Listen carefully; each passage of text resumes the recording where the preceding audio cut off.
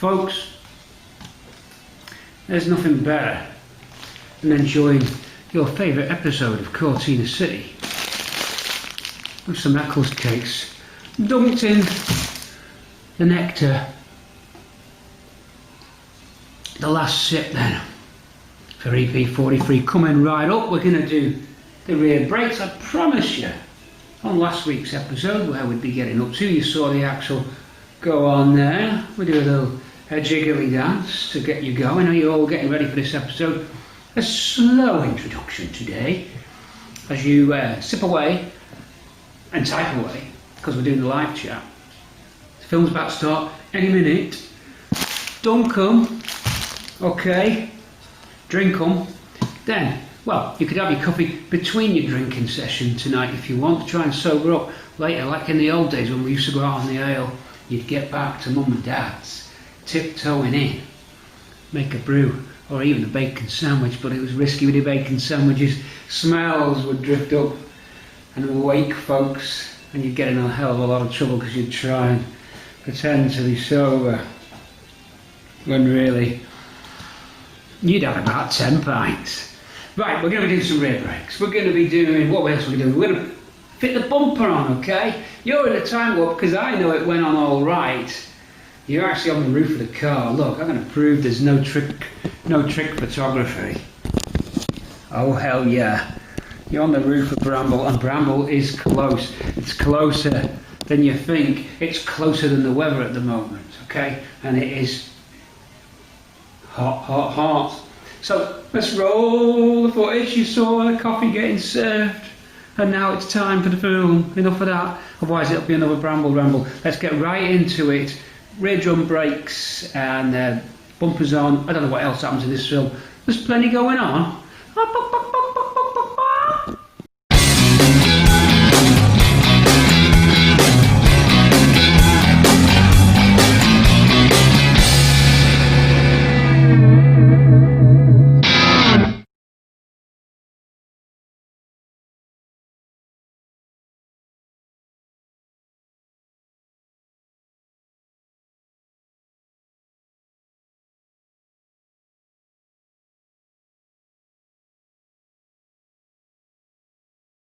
Okay, so here we are underneath the car, and here's the Easy Bleed kit. Let me flip the screen round. I know that makes a noise, sorry, but the microphone's contained within the viewfinder.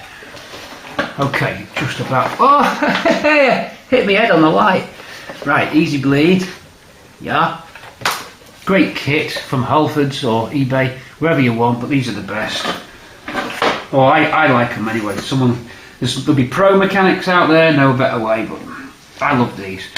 It's pressurized. Right, this replaces, just in case, I know this might be teaching an older lady to suck eggs, but this is Easy Bleed. Okay, it's not the apparatus off Wivnall and I. If you've watched Wivnall and I the film, you'll know what I mean about this bottle and the tubes. Comments please in the chat box or on the YouTube comments. The plastic bottle from Wivnall and I. Okay, the movie. If you've not watched the movie Wivnall and I, W-H-I-T-H, with nail and I. Good film. Some classic cars in it too. Okay, we've come on holiday by mistake. Right. This goes on your brake reservoir cap and pressurizes the system. This is an equalizer, balancer. It doesn't have any fluid in this, it just balances the air pressure. It's basically an air brake, a lock, stops fluid going the wrong way. This connects to your tyre. So you need inflated tyres, which we've got. We've got Avon ZT5 tyres on, by the way, very nice. Curiously with a very deep groove here, but great reviews on these ZT5s, folks. And 44 quid a corner. I think that's a bargain for a lovely sort of period tyre, Avon. Okay, it's a modern tread pattern, I don't worry about that. But wow, boom, 44, boom, I like it. So yeah, what was I saying? Carried away with the tyres. Pressurise is up. Then that means that you can just, obviously you pour your fluid in the first time we're doing it, the whole system's going to be dry, so it's going to take a while. We pour the fluid in. We have plenty of cloths on hand ready for any spillages. Then once you've set the pressure up, screw that onto the top of the reservoir, connect it to your tyre with this. It'll pressurise up, you'll hear it sort of hiss a little bit. Then as you undo the bleed nipple, it's straightforward. Then you're going to get your fluid coming out of here. Keep checking and going and topping up. A lot of you will know this, but there are viewers who don't do their own car maintenance. Hello. And there are car viewers who do restorations, who know all about it. There's a mixture of people out there, so I'm going to try and cover everybody. So don't think I'm just trying to tell you something you already know. Because there's people out there who are just... I'm glad we're getting people in who don't do mechanicking, but who are learning about mechanicking. And, you know, yes, you could go and Google this and come up with a specific video for Easy Bleed. Okay, but it's contained within my film here, in my ramble. I'll always say, just shut up and get on with it, will you? But people, I send people to sleep. They're using me now as white noise. Okay, I need the spanner to undo. If I hit my head on that lamp one more time, to undo the bleed nipple. We're all wired, we're all zany and zappy. So let's get that ready. I've checked that everything's tight. So that's ready to go there, look. So we're going to pressurise up. The only thing I don't like is that this tube's never long enough. I mean, why not just make that little bit longer? In fact, there's a spare tube in here. I wonder if it'll fit inside. It's just never long enough. Let's extend it a bit. Will it extend on that? Yeah, well, I don't know why that's a silly short tube. I'm going into this tub here. In fact, I'm going to drop a cloth in there. Off the cloth, Marv! I'm going to drop a cloth in there now. In fact, that's sacrilege. That's dropping a dirty cloth there. There's a mixture of fluids in this. I shouldn't mix fluids, but this has got a little bit of transmission fluid in. I just haven't got a bottle. Why haven't you got a bottle? Simple thing like a bottle. You idiot. I'm putting it in this bowl for it. Well, it'll catch everything anyway. That was in case there was any drips. I'm rambling again. I'm going to pressurise up. I'll bring you up and let's show you the filling process. Come on, up the top. Okay, here we are. Here we go. Cap off. Dot 4. I'm going to go without a funnel. Let me get a funnel. Let's get a funnel. A funnel just creates another drip zone. But I think you can do this without, really. Yeah, I don't think we really need the funnel. Wow, what a moment. Bramble gets his first. You've got 2 reservoirs here, by the way. I'm just wary of that drip, so we've now got our first drip there. I'm going to keep it mopped up. 2 reservoirs, and to fill the second one you've got to overflow it in. Now we're on a slight incline here, a bit of a disadvantage. Whoops, there goes my second spill. See what I mean? Maybe I should have the funnel. Should we get that funnel? Be a bit more professional, but obviously the cloth caught that then. We don't want to get any of this on the paint. So we're filling the first one, then it overflows into the second one. That creates basically 2 separate reservoirs, and there's 2 brake lines. One reservoir does the back, one reservoir does the front circuit.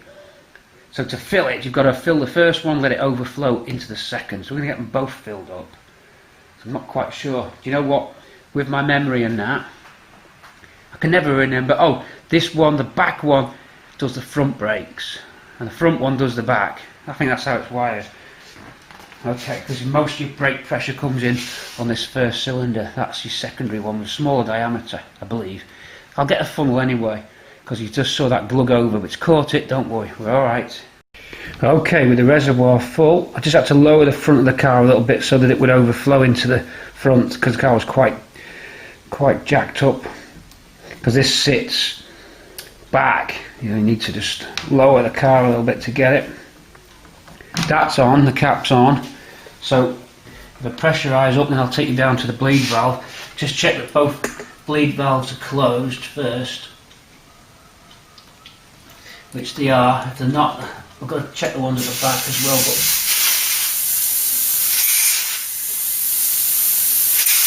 just listening out now, see what we've got. Sounds like the cap needs to be tightened up a bit more. And then we're good to go. Okay, so make sure you get your cap nice and tight. So that's it. So we're going to take you down to the bleed nipple now, and we'll see how we do it. So that's pressurised up, all the bleed nipples are closed, fluids in. We're doing the front brakes first, so the camera now drops down. I'll get you set back up down there. Okay, as I turn this now, there it goes. I don't know if you can see that. Rare use of the zoom maybe. You'll see the air coming out. Then we keep our eye on the fluid at the top, so I'm simultaneously looking at the reservoir at the top to make sure we don't go below the minimum level. As that bleeds out, there goes the air. Very easy to use, very reliable system. So I'm ready for a top up at the top, so just twist close. I think we're on 11 to close that up for now till we get some more fluid in at the top. Then we do the same for the back, so we're using that just to bleed us through. So disconnect the pressure. Of course you're going to need to re-inflate your tyres. I mean, this one full tyre should be enough to do it. That's quite tight. I don't know if I can get it with one hand. Right, as I undo this cap, I just make sure, I won't turn off the LED light. Hold on, stay with me. Just make sure everything's dry. I'm going to top up again. We've got the funnel. Then we top up again. I won't film topping up, but we're going to top up and go do the same, exactly the same procedure, then move to the back. Oh, we've got both sides, both calipers to do. So go around the other side for the other brake line run. Let's get this done quick because you're getting the idea now. There's no point spending a long time on this. You've seen the idea and how it works. Let's get moving.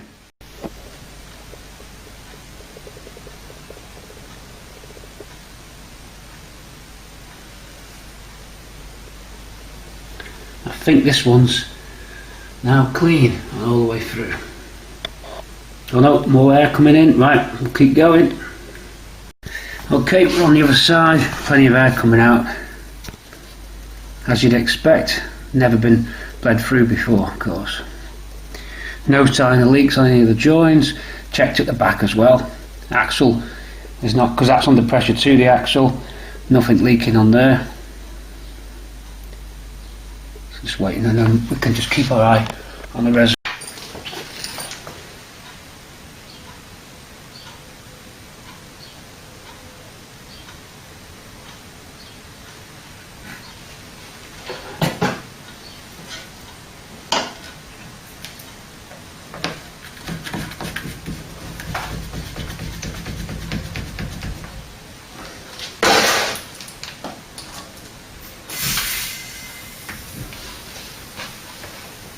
Okay, here's a tip that worked for me coming up on your screens now. Our .4, what we're using. The funnel works, but the end of the funnel can cause drips. But I caught them, but can get a bit tricky. It's actually easier with about half a bottle to pour in. You actually don't get any drips with half a bottle. So now I'm down to half a bottle. Sorry, I used the full half bottle that was left. Then top it up with a new fresh bottle. So don't put the fresh bottle full into there, just pour it back into the, always have a half one going in.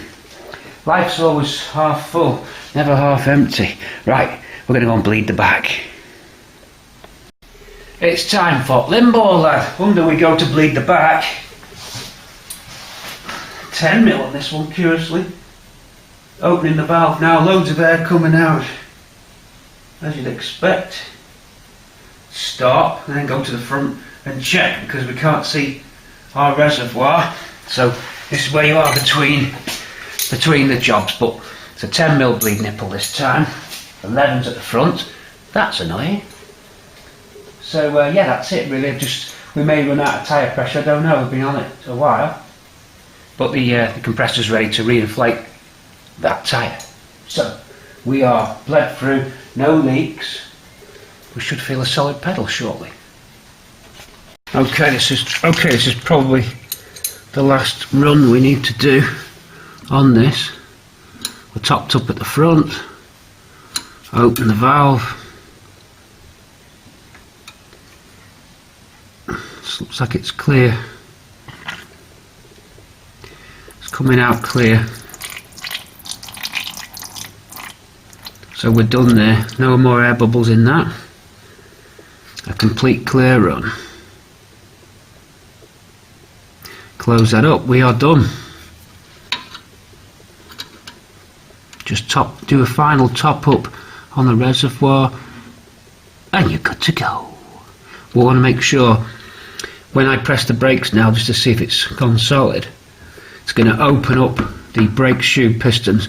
You can't operate the brakes with the drums off because the pistons will shoot out. The brake pads will have nowhere, the brake shoes will have nowhere to go, so got to make sure our drums are on, which they are. I only hope that it doesn't lock the drum and you're having to tap the drums. We should be all alright, but that's the next stage after that. Handbrake, and just check all the brakes. I did put a compressed air through it for leak testing when I built the brake lines and it showed good, but it's never a better test than actually a live one. So we're going to see what the pedal's like.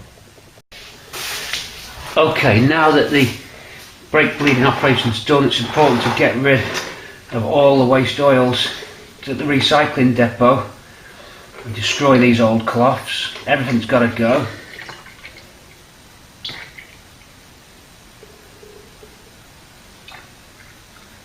So just decanting this back into the bottle.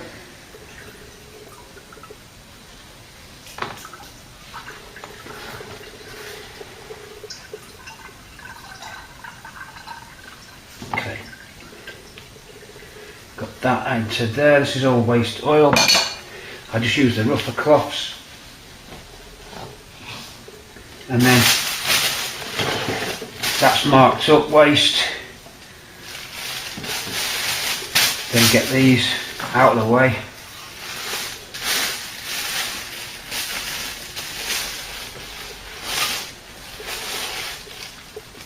Rest of that. Messy. I mean, I could have done that neater, to be fair. I could have gone straight into the jar, no problem, but I had some waste oil already in there and I thought it all needs to get thrown out, so just clean this down and make sure there's no trace of engine oil, brake fluid anywhere in the workshop. Any cloth that was used, if it got a spill on it at least, chuck it. I did have some old t-shirts, but they're not as absorbent as these toweling, so I used toweling, white toweling, simply because with brake fluid, with it attacking paint, you want it gone, history, out of the place, so best to absorb it. These towels are great for that. That leaves you a nice clean bowl there. Get that funnel out, wipe that down. We don't want anything, any trace of brake fluid, it's gone. Unless anything fails under there with those joins or them pipes. We're not going to be revisiting the brake fluid department anytime soon. This one's wrapping in this now, as this won't be necessarily, it's not waterproof, this bag. The brake fluid could even attack that, I don't know. Anyway, that's hazardous. That's for the tip. That's for the tip. We go to the waste department at the tip. I'm going to attend to that, including the gloves. I think we are done. Even the gloves are included in this contamination pack. Get that out of here. We don't want any. I'm even going to go and wash my hands now. And the tube itself, that wants cleaning. This is the last cloth we're going to dispose. Seems a shame on that. I haven't got anything rougher, I don't think. Sometimes I've got the same toweling that's oily and ready to get chucked. This seems too good to get rid of, this towel. You've got this tube, wants to drain back. I'm not going to blow up that at all. we'll get the compressed air line, and just because we're going to inflate the tyres anyway, so we'll blow that through carefully, keep the end muzzled, and then put the air line on that to clean that tube out, otherwise it's going to be dribbling in the box. See, it just takes a while. Tempting to put your mouth here and blow through. I'm not going to. Okay, so you can see what we're doing. We're going to be moving on to that water pump after I've tested the brake pedal pressure. We could investigate. I can't fit the handbrake because the cable's not here. I've got a Mark 5 handbrake which I thought would work, but it won't. Different connection underneath for the adjuster. So I can't really do the back brakes like I want to. So I'll leave them knowing that the fluid's not leaking and all my brake pipes have survived that test. And then we'll go to the front of the car. Let's go. Time for the water pump. Gotta be done. We don't want to do it, but we gotta do it. You fit a pump, you fit a new pump, and you think that's it. You don't expect all of this. However, it was old. However, I ran without water for a few minutes, so could have been my fault. Let's not get too hasty, eh?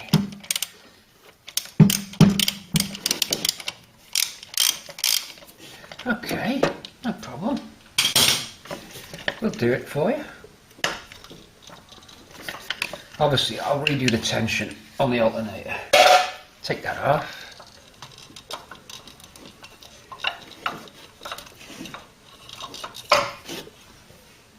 Right, we're not refitting the fan anyway. If it didn't have a runny nose, I certainly did now. I just had a very hot little curry pot thing, a noodle thing. Wow, bloody hell, that was hot. Right, cam cover's got to come off. Leave this little operation with yours truly. Suffice to say, very shortly, this pump goes off and the new one on. We'll clean the gasket face up. A little bit of Hallmark gasket, blue gasket on. Reassemble, and then we can fit the radiator and then that lovely transmission cooler, and I can show you how it all goes together. We'll build that electronic control box in a minute. It's all exciting, there's a lot going on. Stay with us though, keep typing. We'll see you in a sec. Pete C. Somebody has stolen the Eccles cakes. You know, when you're in that mood, that Eccles cake mood, I was, and the Eccles cakes have gone. Now I could bike it down to Co-op, which I should do really, but in stock was our old faithful Kit Kat. He never lets you down. 2 fingers then to anybody who thumbs down. When I was at college, I was at electronics college. In them days it was YTS. £25 a week. It was a very good course. I originally went to college, but dropped out because it was too much theory, and I wanted to get soldering. So I went on a more practical course, which was run by the YTS. It was Mullard's who make the television tubes. So I went to Mullard's sponsored electronics course. We also had office. The building contained training courses for office people, typists, electronics. There was all sorts in there, and we went on this lovely team building trip. I was only 18 at the time, and all the classes came. So you had this coach going to Spain. We all went on this coach to Spain, and it transpired on the coach, one of the girls' nickname was 7-Up, and I could never really work it out why she was called 7-Up. Apparently it was to do with fingers, but the mind boggles, it really does. So no Eccles cakes, but a Kit Kat dunk, a little break before we start the main event. I thought that if I do some kind of auto-suggestion to you, that you may go out and get your Eccles cakes, although it is a bit late at night for that, isn't it? If you're a proper prepper, your Eccles cakes will be ready. Why not try lightly heating them up and melting butter on them. You could even coat jam on top or honey. Let me know your Eccles cakes recipes. In just a few seconds I'll be starting on this job. Some possible answers coming on 7-Up situation. Could it be the girl liked the popular carbonated beverage, also available in 0-calorie option? Don't think so. No, I don't think it was that. I'm going to get a bit more tawdry than that. I promise you'll get started. I'm starting now. I need a 10 milli. Oh, lip smacking first, quenching, ball busting, Cortina breaking, rotten, look, I'm Pepsi Cola. Lip smacking first, quenching, lip smacking first, quenching, lip smacking.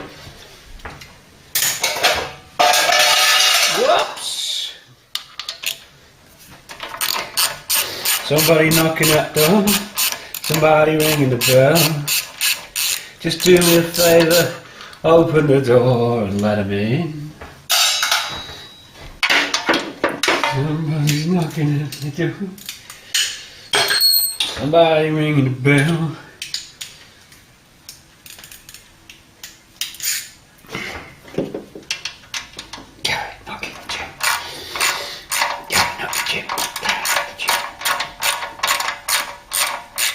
Once this covers off, the bolts of the water pump will be exposed before they're peeled. Tear down the wall.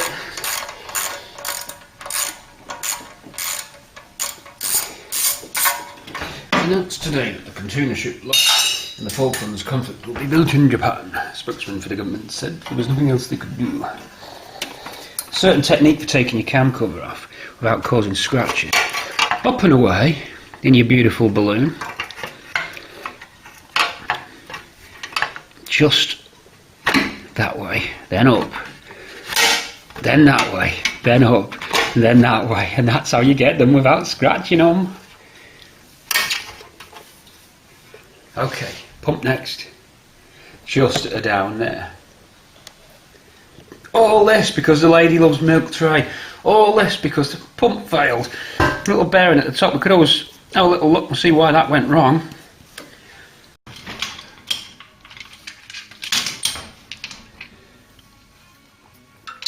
Oh, just about get that. 14 there.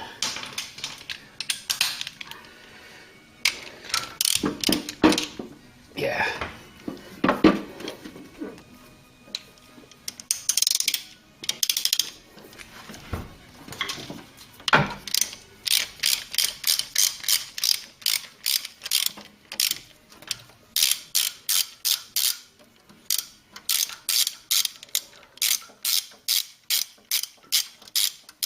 The radiator's got to be out if you're doing your water pump swap. Your radiator must be out. 13, 13 and 14 bolts I've got holding this one on. Whether that's correct, I'm not sure. That wants a little light tap now. Hold on. Keep you rolling. Hold on. I'll be right back. Should go. There'll be a little bit of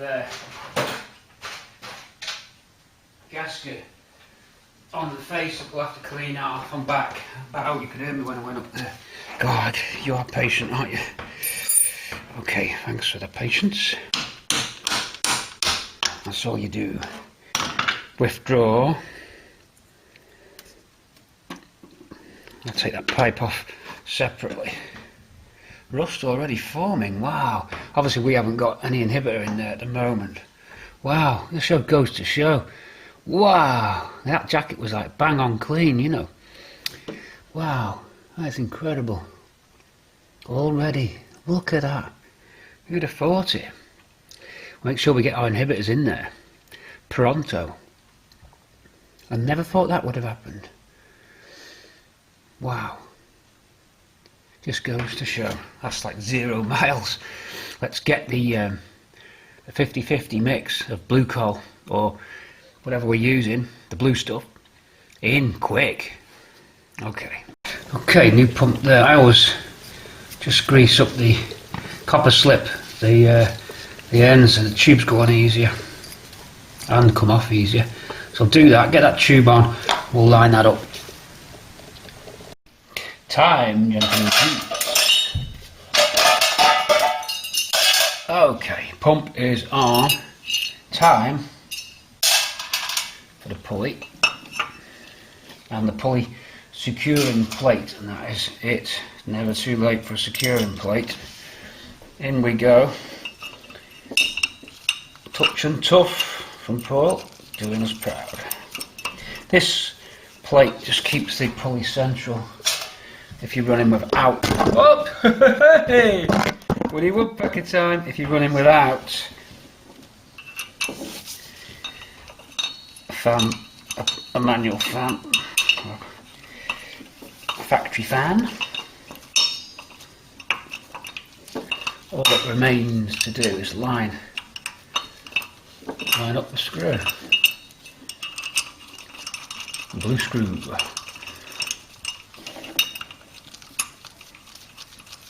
There we go. 2 more to go. And you're locking and you're loading. So we'll put this on, we'll get the fan belts on, and that is that. We can then get the radiator fitted. We must tension up the fan blades, rocker cover back, and we're done there. There's the pump on and bolted up. I used a bit of blue screw.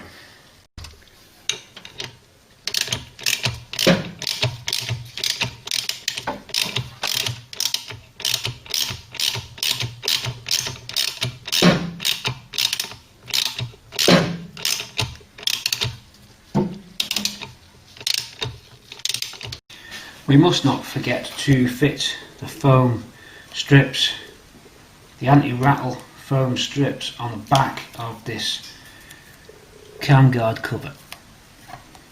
This foam is available on eBay. It's a closed cell, self-adhesive, sticky foam, and that concludes the cam cover with its foam anti-rattle. So now we can refit that, because that wasn't on, and we're missing the engine letter, the build, assembly line build letter. We need to get that sorted out. Anyway, I'll put that on the shopping list. Right, that's all done. It's time for us now to go and inspect our radiator that should be specially made for us. I've not opened it. Perhaps I should have done really, and check this out, but let's get it open now and make sure this radiator is what we really want. I'm Mk3 from Cortina City. We're going to make the real gold now. Never mind 60 quid a month off YouTube. This is an unboxing video. It's going to make me millions. I'm going to build a whole city underground. Wow. Okay, let's see if this is what the doctor ordered. Okay, there's nothing better than a good old YouTube unboxing video. Radiator from Cooling Solutions. Should be spec'd up what we want, which is whoa, hit the tripod. Which is whoa, stop for a horse. That's English for stop a horse. I don't think we need that anymore. Surplus to requirements. Ah, that's just reminding me of something. Stop! The average age of everybody on Mk3's Cortina City is 52. Therefore, you grew up in the 80s. Therefore, you played Space Invaders. Therefore, you would remember the game Golf. Golf. Insert coin. I am God. Insert coin.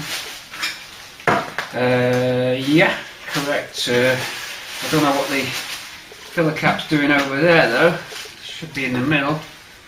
So that's no good. We've got the radiator thermostat connections there. Hopefully that fits that. Just don't know why that's over there, but it's over there. It'll have to stay over there, unless they all are over there. Don't remember being that far across. I always thought they were in the middle here. What's that doing over? What's that doing over there? Interesting. Well, we'll have to go with that. I'm not ordering another radiator. That'll be the second third time. This company's starting to be a pain in the arse, to be fair. So, but there you go, one Cortina radiator. I've seen better. I wouldn't recommend this company. Hasn't got the securing clips there for the down overflow pipe, and the filler cap looks like it's too far to the right, but we'll see. I think I'm almost sure that's wrong. I might be wrong there. Let's go and check it out. There's our radiator anyway, and I'm not very happy. I'm sort of happy, but I'm not happy. I don't think it's the best. This is a oh no, I'll let them off. It's a high density radiator. It's slightly different. It's got more cores in this one, so we'll let them off. It's the high density rad, it's slightly different. I ordered the other one. It'll be better rad backwards. Okay, let's get the rad cap on. See this? Here's our radiator out of the box, and I'm prepping it up to fit it into the car. Okay, it looks a nice radiator. This is the 2.3 radiator. It's got more core in it. More core. Happy hardcore. That's it. More cores in it. Rad cap fits in the right way this time. So 2.3, and it's got the M22 thread insert here for the thermostat for electronic control of the fan. So I'll just copper slip these lower connectors and upper connector there, so the pipes go on easy. That's it. All we need really is the clips which take the overflow pipe and clip on. Now some radiators have them built in as tines. I prefer those. This one you've got to slide the clip over to secure your overflow pipe. So we'll have to get them. I think I've put them on, left them on the other rad. Don't forget we've got two rads. This is the bigger one. Okay, physically the frame chassis is the same. I'm just thinking, I don't know where the density is. I think it's, if you count these, there's more of those in there. We'll check, but 2.3 rad anyway. 180 quid with the postage. Not cheap. Although I must admit, local motor factors have got the right angle outlet, the Mark 5 Cortina radiators in at 140, so you know, for the extra bits on this perhaps we're alright. That was from cooling solutions on eBay. Good service, fast and reliable service, and good communications with those guys. Price wise, not sure. I mean, it could well be that they're a middleman there, you know, but even if they are, they're doing a good job. That's their business, nothing to do with me. That's fine. And they might have the rights to sell, you know, because I did notice there was another manufacturer's name on the box, and in theory you could approach them direct, but they may only deal with approved outlets, and it's the radiator's right to make his markup and move on. He's provided the service, so I'm not knocking it. Enough rambling, let's get this on the car. Let's connect this stat. I think we'll have to put some PTF on this thread at the bottom. Might be wise to do that. Let's get that sensor. I'll do that on the tripod overhead with me. We'll stay down on this cardboard box for now. I'm going to move you in on top. Okay, a bit more unboxing again. Let's just save the bag. If we open it this way. No, I'll open it at the top.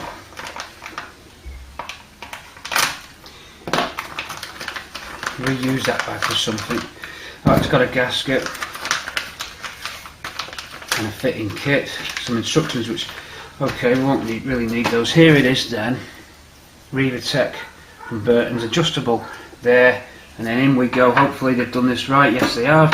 So we're in nicely to the rad for a nice professional looking finish. Look at that. But we're going to need PTF on this. I wouldn't think of putting that on without PTF. Elastic band on the harness here. Snapped. I was going to save the band, but it snapped. A little bit of a link, so we need to PTF up this now and lock it into there so it's done. And then there's an adjuster, a cap seal. Oh no, this is a front seal to it actually, isn't it? That's going to be the front seal. I would have thought for this here. Yep. It could well be that's enough to seal it, and you don't need to PTF. But better PTF just in case. Won't do any harm, will it? Let's get some. Right, PTF that, fit that, put it in. We'll worry about the electronics when we're actually installed with the rad, okay? Let's get on. Okay, 32. It's a PTF. Just locked that in. The cable just landed in the right place as well. That's good. All I've got to do now is put some clips for the overflow pipe, and I can fit this. The mount screws are ready and waiting on the car. So let's go and get this installed. Okay, let's go get on and fit this 2.3 rad with its upgrades and mods to the car. Over we go. Down for the loom. Top nose, please.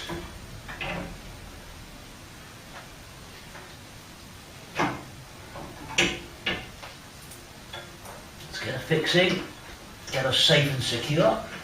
And I think my socket will not go on these. I'm going to need a 10mm spanner for these. But we can get them finger tight just to keep the wolf from the door. Looking good so far. I think that rad cap is correct. That's me getting it wrong and worrying for nothing on the rad cap position. Okay.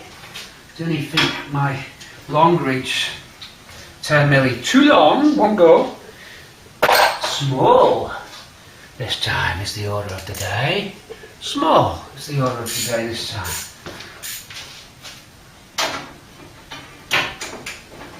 Alabama. Here we go.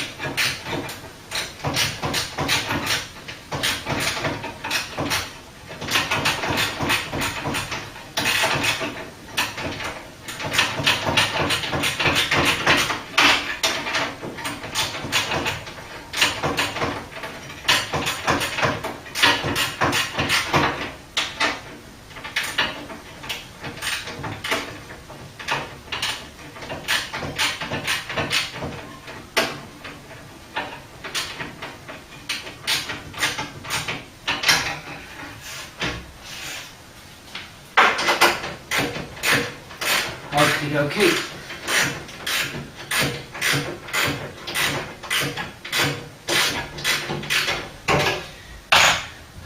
That was trying to go on its own. Wow, it was that well. I got to tell you about this. The radiator was that well lined up. My hose just dangling in the engine bay. Oh, there. The hose was there. I'm putting the rad in, and as I'm tying it up, the rad hose is trying to make its own way onto the radiator, almost like the two are like magnetic. Oh, pat me down. Okay. Bottom one. Get the hose clip. Managed to try and pop itself off, Mrs. Pop-Off.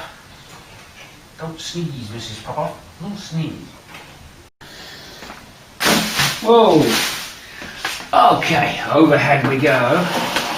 Another overhead trip for you. Can you see up there? Hello, YouTubers. Hello, patrons. Commuters with your computers. Hello.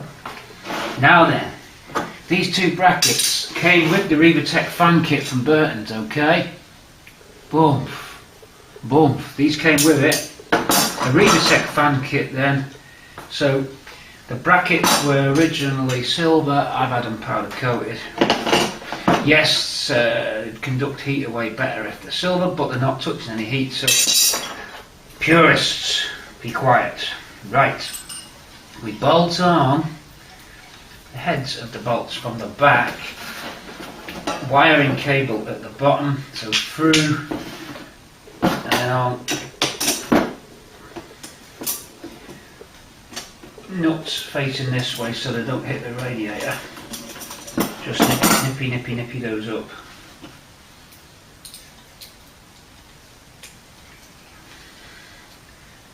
You okay? Still there, yeah? Not much going on, is there? What a rubbish shot for you. Suffice to say, I'm putting the brackets back onto the Revo fan. Get them loose for now. Can you still see? Yeah, you can see. There you go. What the hell's he talking about? Get on with it. Okay. The fan is there on the site. They're not cheap. Nothing seems to be cheap anymore.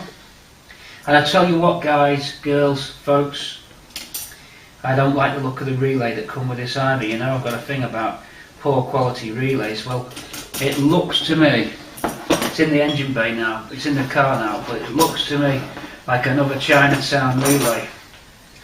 And this is from Rivatech. I tell you what, it's got a sticker on it saying warranty void if removed, so I can't open it up really, but it doesn't feel like a heavy duty, again a 30 ampere, it just feels flimsy, that relay. I'm very suspicious of it. Okay, so we shall see.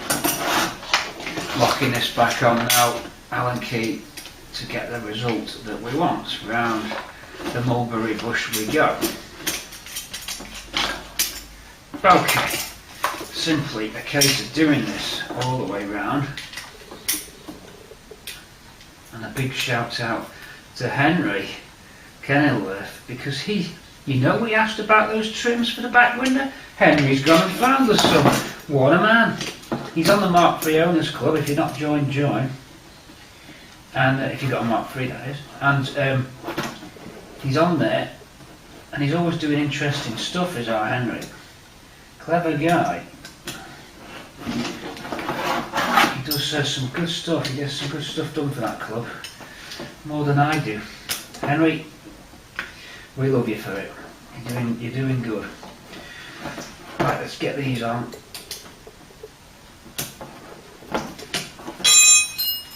There's a reason why. There's a marker on that Allen key. It's for something. Goes that way.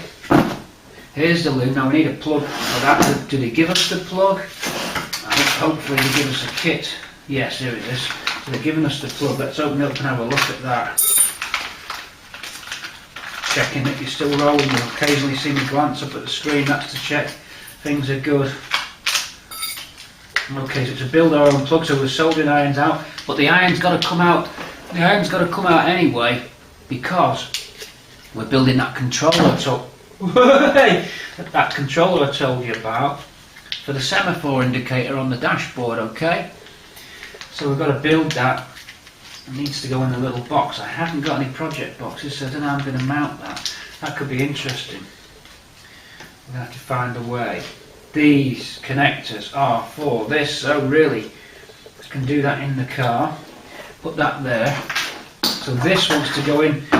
Before we screw the radiator up, I was just beginning to do that on that clip. Battery went. We'll better take those two off that we've just done on the radiator mount bolts and get this slotted behind, because it slots behind.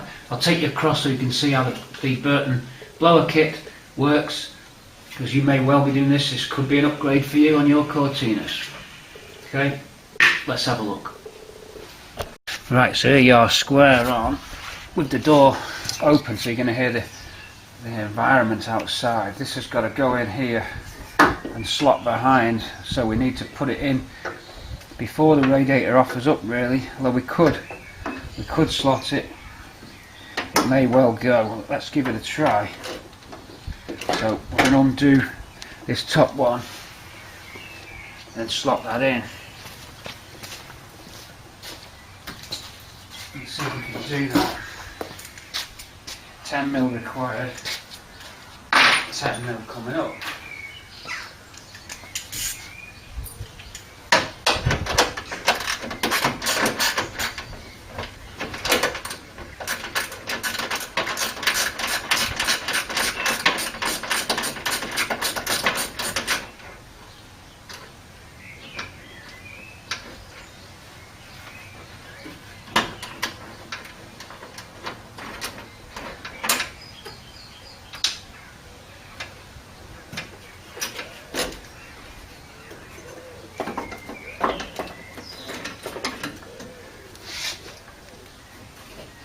like it'll work. Yes, it will.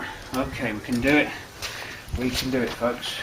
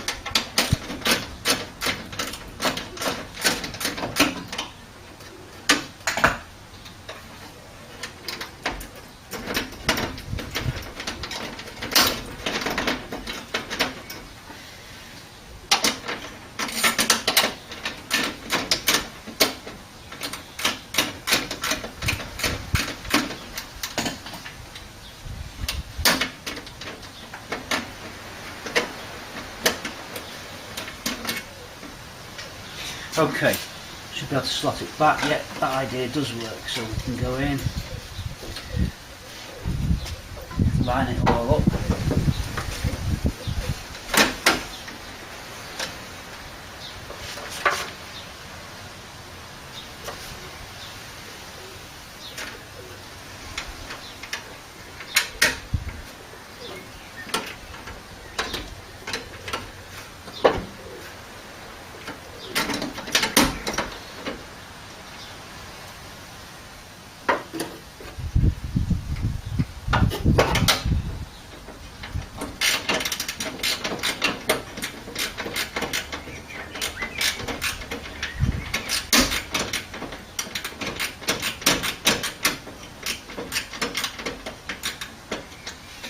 Okay, all them bolted up for you now, so that's it. We managed to slot in one way, slot in the other way, come in and have a look.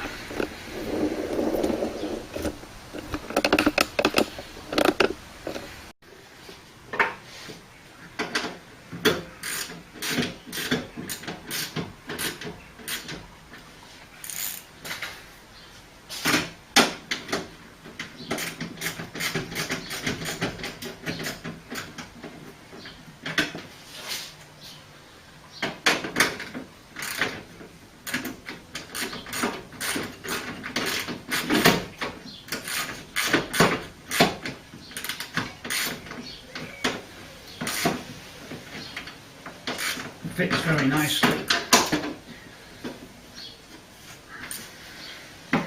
Okay, that fits good. We've got one more bolt to go. I say bolt, they're actually tech screws. One more down here, but they've all lined up.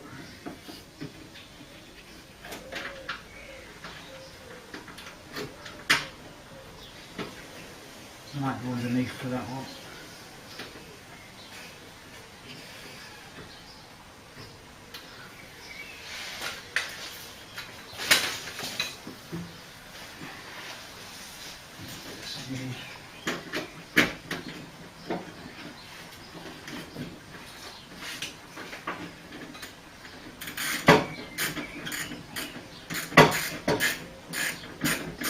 Okay, here we are ready to fit the oil cooler then, with a fan in nicely.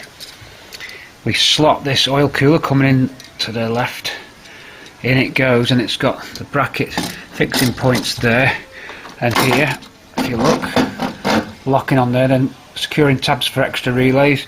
That fits just nicely in front of the fan.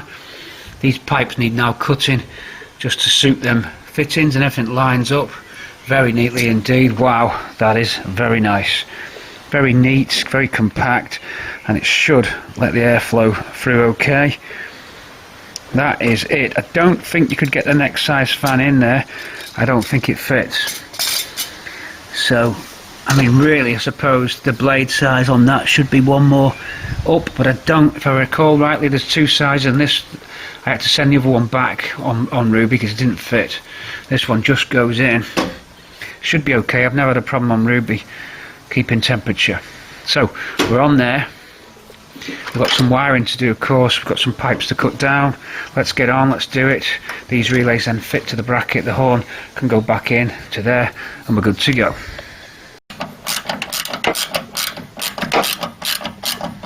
Right, this is the bracket has to go on first. You can adjust the height there, see? It's fitted on that horn mounting bracket. Then, because the radiator will obscure the bolt, so get it set, get your height right, then you can screw it in just through these eyelets there. This side's reachable, so we're okay. So there you go, we set it, and this side you can level it. Get these tubes cut here, let's pull you back, get them tubes cut. And isn't that looking neat, everybody? I think you'll agree. I've sprayed that red very loud fan black because I didn't like it looking red. They're good fans, but as I said on the previous video, the idea is brilliant, but it's not executed very well in terms of the quality of the build. We'll see how long it lasts. It's only one bolt to hold it on. I do like the idea though. Right, I'm going to get this mocked up and get these tubes cut. Let's get that done next. Okay, let's get this in. Ready? Here we go.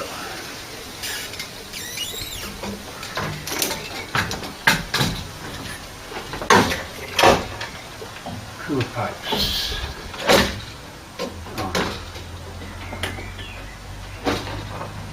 Hold on. Let's get some oil on those.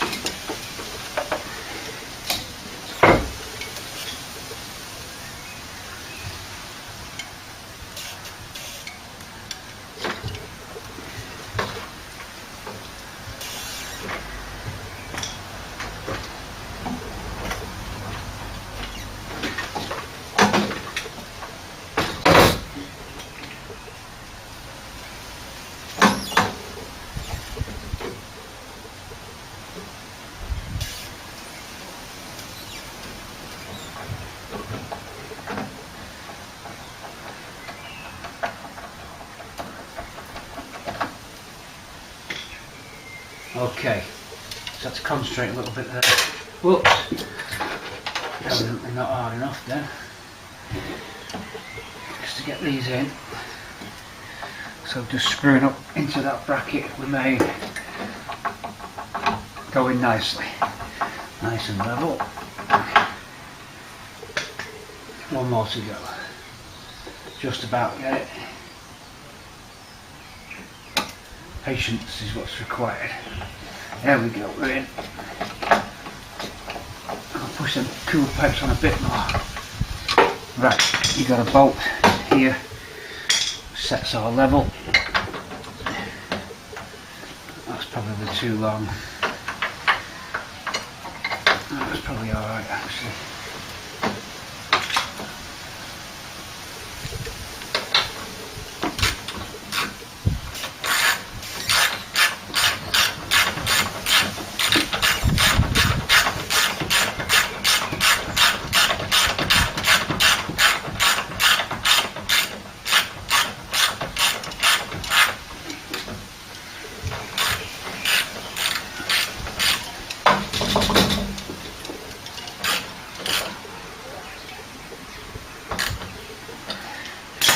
That is it, folks.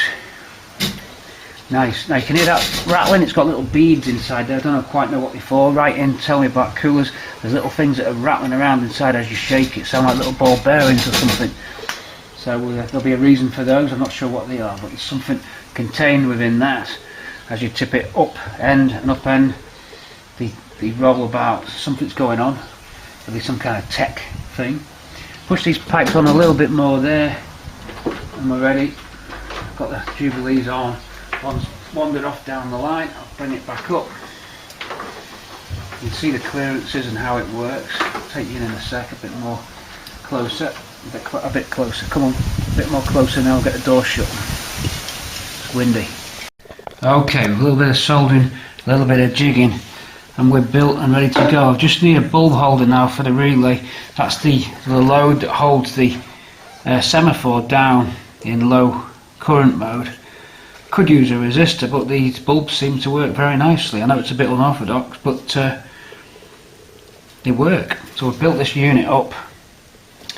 That acts as a telltale that the system's running, that lamp, but we have a lamp holder there. That tucks away neatly, and that is the way that it works. So the cooling fan is in, yeah, and the oil cooler is in, the radiator is in. The rest of the relay is now bolt on down there. That fan, I'm going crazy. It's time to finish for today. That horn there, painted it in black, so very neat and running.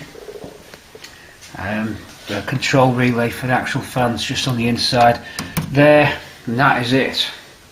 Everything's running for that. I've bridged the contacts and the fan goes. I'll demo that tomorrow. Long day, calling it a day for now. See you in a few minutes. Episode 42.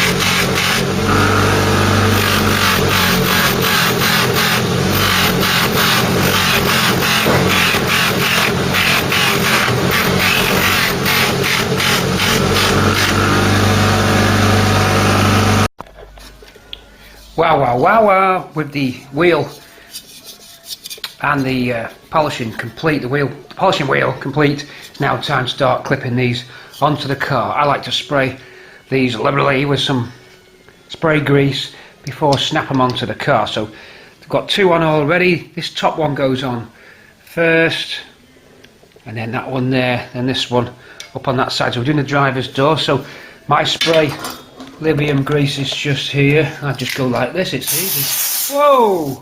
So don't knock it off the table, boy. Woo! And don't get it in your herbal tea. Woo! Haha! Right. On we go with that trim. Should just snap straight on. Okay, we're going to aim for this. Little cap at the top, fold at the back, check and double check. Feel it on. Should go. All clipped in here, are we? Yes. Yes. Whoa, yeah, that clip. Whoa! Whoa! Beautiful, straight in. Look at that. So all those fit very nice. I can push this one down a little touch. Oh, that's gone down. Oh, that's good fit. I'll bring you up and have a look at this fit. Wow, because sometimes these can pop out a bit and not be quite straight. Look. Beautiful. Look how that fits into there. And look how this snaps tightly at the top and picks up, showing that the door frame's nice and straight. We did alter this. It's been re-welded in, jigged and moved a little bit around this area, if you remember in the videos, where it was flexing, it was a bit weak. We strengthened it up a bit. You can see one of the welds there, look. But that's good, and then it's parallel with the car when we close the door, as best that we can get anyway. So that finishes that off. That looks quite nice. We've got this piece, but I'm going to have to wait now for some trim pieces from Woolies Trim before we can fit this. In fact, that's the wrong side. I think this is for, yeah, it is. This is for the other side. So we're going to go back to base, polish another one of these. Wrong side polished up there. Okay, now that we're happy with the alignment of everything, we can start to place in our trims and fitting kits. Some grease going into the back of this little trim piece, slots through here, onto the petrol cap we go, clips in at the top, and then snaps down. Boom! You're good to go! Then, here's the magic coming up. My little assortment pack. Let me spin the screen because I can't see you. You can see me. Well, you can see my hands. Here we are. So we've got rubber sealing washers and we've got the nuts themselves. So this has one fixing nut on it. The other is a plastic clip, snap-on clip that you just heard go through. Tip these rubbers out. We're going to be using all of these. Here they are then, the body sealing rubbers. Bang, on that goes. A nice fit actually. These are better than the ones you get from Ford. Resto again, saving the day. Resto, good prices on most stuff. A little bit expensive for your small amounts. We know this, we've talked about it, but where else can you go? And he's got a living to make. I can kind of like get that. I can go with that. Right, we're going to just very lightly nip it up, but that is on. So we start putting the trim together all the way down this side, and I'm hoping everything's going to line up. We're going to find out, of course, because we've got everything in, and we're hoping that those drilled coach lines are all the way down. Spin you around so you can see exactly what I mean. Those drilled coach lines all the way down. Squeaky tripod. And you're back to PC. Okay. YouTubers, patrons, are we excited? Yes. This has been polished and mocked back already, according to Body Shop. It only needs just something, I don't know, they talk double Dutch, but basically Body Shop just come down. They're happy for me to carry on and fit the trim. What can I say? I want to do it. Okay, just in case you're doing a Mk3 GXL and you're putting these clips on. You buy these plastic clips, these are aftermarket. The original Ford ones may be better. You take the pin out. To get the pin out, they come with a pin pre-moulded into it. And the idea is you strike it with a hammer, the pin breaks its tiny little moulding that it's connected to, then pushes in, expands out, and that creates a flush fit. The pin knocked in, back of the clip expands, locks it on the panel. But what happens, hit them with a hammer and you dent your panel. Them pins don't like breaking off very easily when you're onto the flex. So I pre-break the pin, then push the clip into the car. I think these are 5.5mm holes. Then I just work this clip a little bit, because you always get a rough little burr inside it. And when you're trying to push your pin back in now, that little burr inside here creates resistance and makes it harder. If you get these out now, a little bit of WD now, and then push your pins in, they're a hell of a lot better. So break the pin off, push the clip into the panel, go in with a drill to make sure there's no rough bits inside there. I don't know what the drill diameter is, but you'll find it. And then a little bit of WD or silicone in each hole now, and the pins will push straight in, and that helps you, stops you denting your panel. Okay, to get the pin in, grip the pin with these little side wire cutters. The hollow end of the pin goes in first. And with you gripping it like that at the solid end of the pin, plastic pin, hold on, let's get you in. Pin in. There you go, you see that? Gripping it like that. Carefully, don't let yourself slip, and it will line it up for you. That's ready to get a little tap on. So then, again, get the other pin, grip it, careful, and just twist it in. There you go, see, like that. That's how you do them. They're preloaded and ready to go. Saves a lot of messing around. And then we use a punch, it's a screwdriver with the end chopped off, and then you strike them. If you can support from the inside, get someone to put the palm of the hand on the panel if you can reach in. That'll support it a bit better as well. So I'm going to knock all these in now, and that trim's ready to clip on. It has a bolt at the front there, a bolt just at the back. Bolts are already in, just need greasing. There they are. Nerve-wracking of course, but you've just got to be confident. Both. Both. Both. Both. No. Both.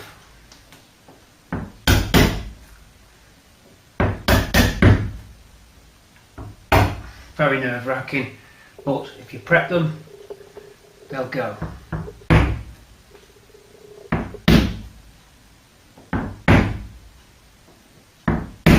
That's it, they're in.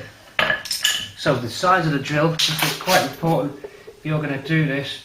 It looks like 4.5mm. So you're in with a 4.5 just to give that, drop that resistance down. Otherwise, you're struggling. I do mean you're struggling otherwise, okay? And you will struggle. And the other thing is, well, this is specific two-door trim, only available on two-door GXL.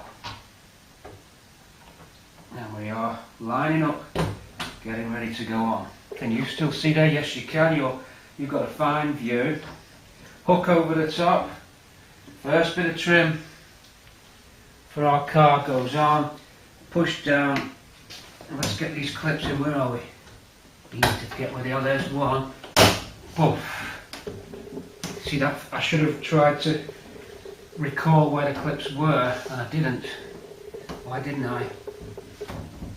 It would have been easier so that I could have seen where I was.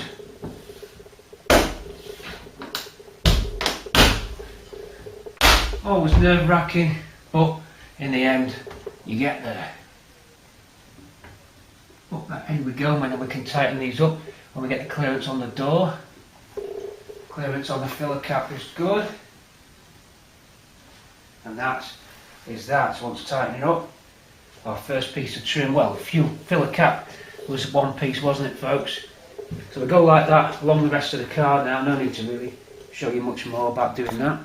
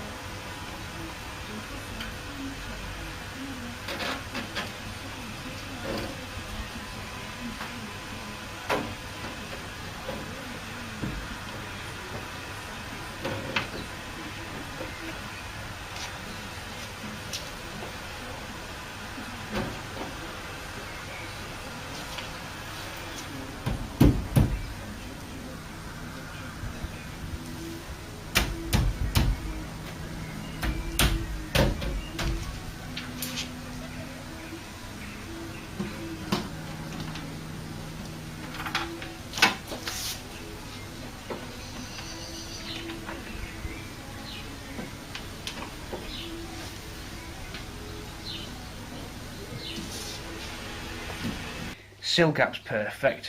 I'll close the door in a second, we'll look at it. But what I was on about was, all cars, if you're rebuilding your Cortina, you'll have gone through this, I'm sure. Look at the gap, it's coming in nicely already. So the wings just fell into place again. It's down to planning at the body shop and planning back here, rather than trying to jiggle this later on. Remember, we set all this out. Look at the early videos if you want to see that. So that lands there. Aerial's bang on in the middle, look, ready to receive its bolt. So that's good news. These all landing where they were. That's good there. So all we've got to do is just check. Look how close it goes, even though that gap is a good 5 mil. Watch. You're so close, look. That is the absolute limit. So that wing has to stay now there. Has to stay there. Pulling back for you. Hold on. Okay, so that's good. Got the Manuka honey, which helps with the hay fever. It's not that bad. I just go like I've got a cold, and I haven't got a cold. Okay, so we just do exactly the same. We get the fixings in now and start attaching this up. It's ready to lock on. There's no need to take it off once it's on. Now we are done. Already you can see, look at the way that the light reflects on the car. Follow your eyes on this corner here and follow that through. Look, watch. Can you see the way the lights landing, the fluorescent strips are landing on that and continuing on almost perfect? Now that's because we've allowed for the bed of mastic. I know it's going to crush down a bit, but we allowed for the bed of mastic. I'm going to lose it perhaps as I crush it down a little bit, but having said that, you actually don't, because we fix here. Then when you do the inner fixings here, although that's going to pull it down, you just jack up on the wing a little bit, holding that line, then put your inner fixings on. So you've got scope to move here. You've got scope to move in and out for the bonnet. We don't know about the bonnet yet, but we'll be just leaving these till the bonnet goes on. That won't affect this area. This area stays locked and loaded. This bit can move a little touch for the bonnet. So you might find that we just loosen these off and palm out the wings to suit, but I doubt it, because I drilled these holes to lock it in place when it was all set, so it should work. Okay, we're not going to know till the bonnet goes on. Car getting closer all the time. Look, you may note the addition of this battery decal kit. It's an American decal kit, but the Motorcraft battery was used in America mainly in black and reds on the early 70 cars, and UK don't do a close battery decal kit that I liked, so I liked the American one. So you get these sort of false caps here, look, and you get a nice sticker for your battery charge, and here where you hand write the voltage when it's been checked by the individual people. These date codes were off a sticker reel and stuck on for that month they were in production. Then it was charged, and then a guy would write on here 13.6 or whatever badge. I'm not sure what it's for. Motorcraft battery pack brings a normal looking battery into something like retro look. Yes, it's not an original battery, but I think it looks the part there. Look at that. Heater shroud just on here, just to give it some more authenticity in the bay. It's not needed. I don't think it'll impede airflow because the electric fan's pointing right in the centre of it, so we're okay there. Everything looking good. Brand new old stock trim for this wing, both sides actually. Brambles were caught where the accident was. We had a dent in one of them, usable, but had a dent in it. Luckily we got some new old stock ones, and Brambles will be sold on eBay to get some money back. There's the compressor. I'll move on. Okay, moving on. Don't need the compressor on. Forgot. Let's get it on. Let's get it on. Come on, Marvin. Let's get it on. Wow, this is uber exciting. Want to see footage where I'm slightly anxious and nervous, and we're not all on the up, the glue. Tightening up the wing bolts. Keep your eye on that. Now, if you listen, slightly raise, okay? Getting better as it gets to the top. That's because it's sat off the mastic. Door's good with a sill, that's what we want to check. Door's good with a sill, so we leave that. This is good there. So it starts to bow out the wing and you get this. We get rid of that by just keeping on compressing the mastic. 4 bolts inside, or 3 at least. Feel the mastic squeezing now, can see the panel moving in. But we do it evenly so as not to make one local hot spot. So the other wing fixings in here. And in we go, starting to compress. Can feel the stuff going out actually. I can actually see it bringing it in and actually see the fluorescent tube strip light starting to come into line. It's an amazing feeling and a great thing to see as all that prep work pays off. The door's slightly ajar now, so it's going to go even more flush. So what we do now, completely close the door. It's probably in that zone. We're almost done because it kicks back when the door closes as well. But this has to compress these. Whoops, has to compress these. I'll take it and show you what I mean, so you know exactly what's going on. May as well make use of the fact that the camera can move about. In we go then. Let the camera's exposure catch up with you for you. There's the electric mirror and just coming in there. Can you see? Look, see how it bows and pinches? We'll be getting that. Up you go. So really effective use of the camera for everybody to get a detailed view. See how clean and nice it is under there as well now. Starts to take on its own character once you start enclosing things as well. Look, begins to take on a whole life of its own. A nice fixing going in under here as well. Michael always taught me to get these right. Mike is the expert. I mean, he taught me these. Always get this here. Look, he knew about that. This is a galpo. Now, galpo, these should be overpainted, so we'll get the body shop to overpaint these, but look, that's just lined straight up. Haven't even tried, and we're in. Wow. Oh, now what we did with these is we prepped the area, the fixing point inside before when we're welding the car, made those double skins, so there's plenty of nice beefy metal for this to grab, because what happens when the cars rust is these just fall out and the fixing point inside is gone, crumbled away, and it's often overlooked when people restore the cars to forget to put a new nice metal liner in for the tech screw to grip and then pilot drill it. You can just weld the plate in, then pilot drill later, but put plenty of wax oil behind there as well. That brings that in absolutely ridiculously good.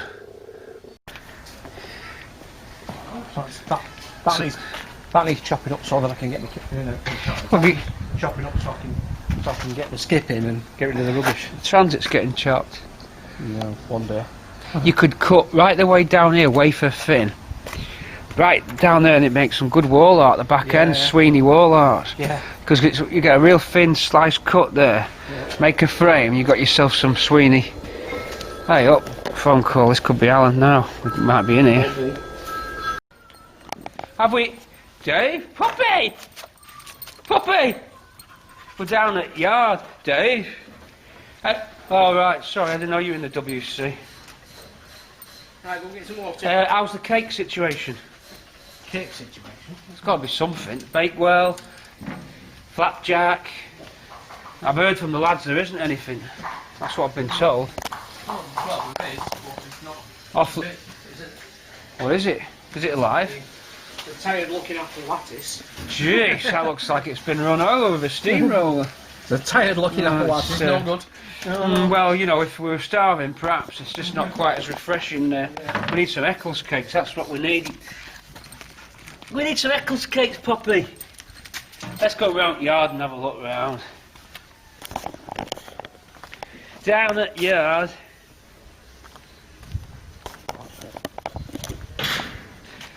Now, my camera's hey, the scimitar's new, David. There's a lot of filler in the side of this transit. Well, there was. Whoa! The whole thing, it actually exploded like a sort of miniature explosion. I can't believe the rot in the side of this. That's really old filler as well. That's like that powdery stuff they used to have in the 70s. And there's like a silicon sort of matter growing on it. It's like a snake. It's rubber. Whoa! It's open now, it wasn't open last time. Great, thank you very much. The Transit is open for business. What was it, a builders and decorators vehicle? It's covered in sort of plaster.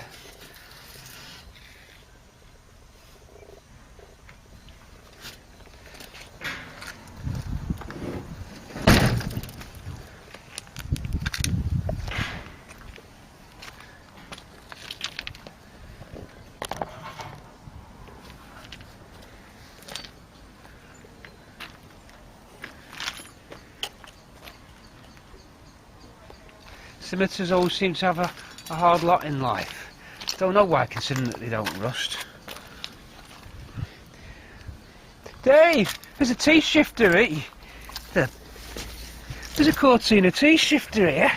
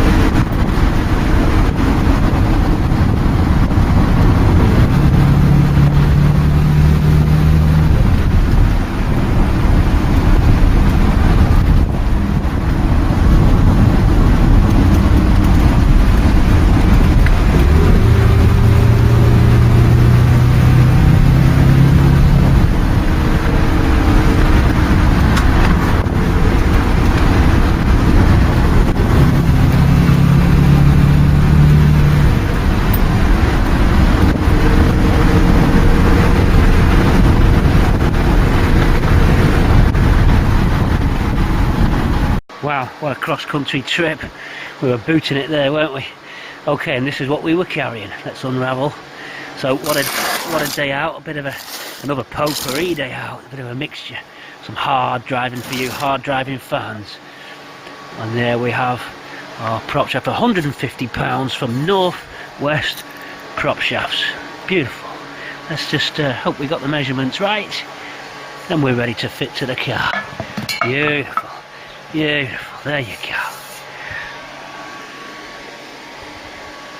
And some goodies acquired along the way as well from New Fords, all sorts. That interior light there, indicators, some little trim pieces that we might need. Grab handle for me on my driver's side. Quarter bumper rubber, very nice. Another piece of trim, beautiful, nice one.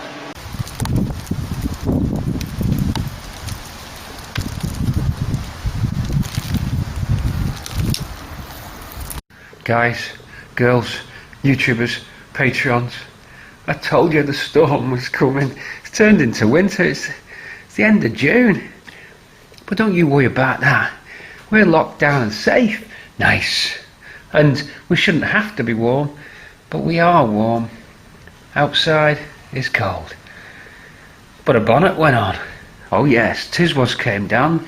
Tiswas is just someone who messes with a lot of Ford cars. John Tiswas. He helped me place the bonnet on. It's a two-man job really to get it right. If you're doing it when it's been painted, you can get a bonnet on your own. If it's something you're just mocking up, and doesn't matter if you scratch anything. But me and Tiz, we did the bonnet. So I'll place the bonnet down so we can see. Wings on, of course, you just saw that. Some trim going on. Some nice badges ready to go. Look. The earlier badges without the chevron across, those shields are all linked into the Ford coats of arms. You've got chevrons which have meaning. There was a name for it, I don't know if it's called heraldry, but badges, chevrons and shields are all part of heraldry. And Ford did it with, let's just have a quick chat before we put the bonnet down. Ford did it with their badges and their 5-star service. 1, 2, 3, 4, 5 on the crown. Rampant lions. Depending on the position of the paws and feet and the stance would indicate different meanings on these crests. There's the crest again, or the shield, you see. In this case GXL on it. You'll see these on other American cars especially. Ford, going back roots of Ford family. Ireland, would you believe? The family Ford emanates or originates or stems from Ireland, the country of Ireland, the Emerald Isle. So yeah, you can look up different badges and they all have different meanings. Shields, a nice engine bay, a nice bonnet, doors on of course, and getting the gaps just right. We can move out a little bit here if we want, just a little jig, a little 1-2, and you know you're going to buckle your shoe. Curiously, my wiper jets hit the bonnet, so we've got something going on here where we need to alter this angle of attack. Basically, it's quite easy to do. That goes further down and the bend happens later on, so they're okay. It's just that you've got to bend them, and they are your flexible friend. Bonnet down now, hold on while I do. That's a one-man job.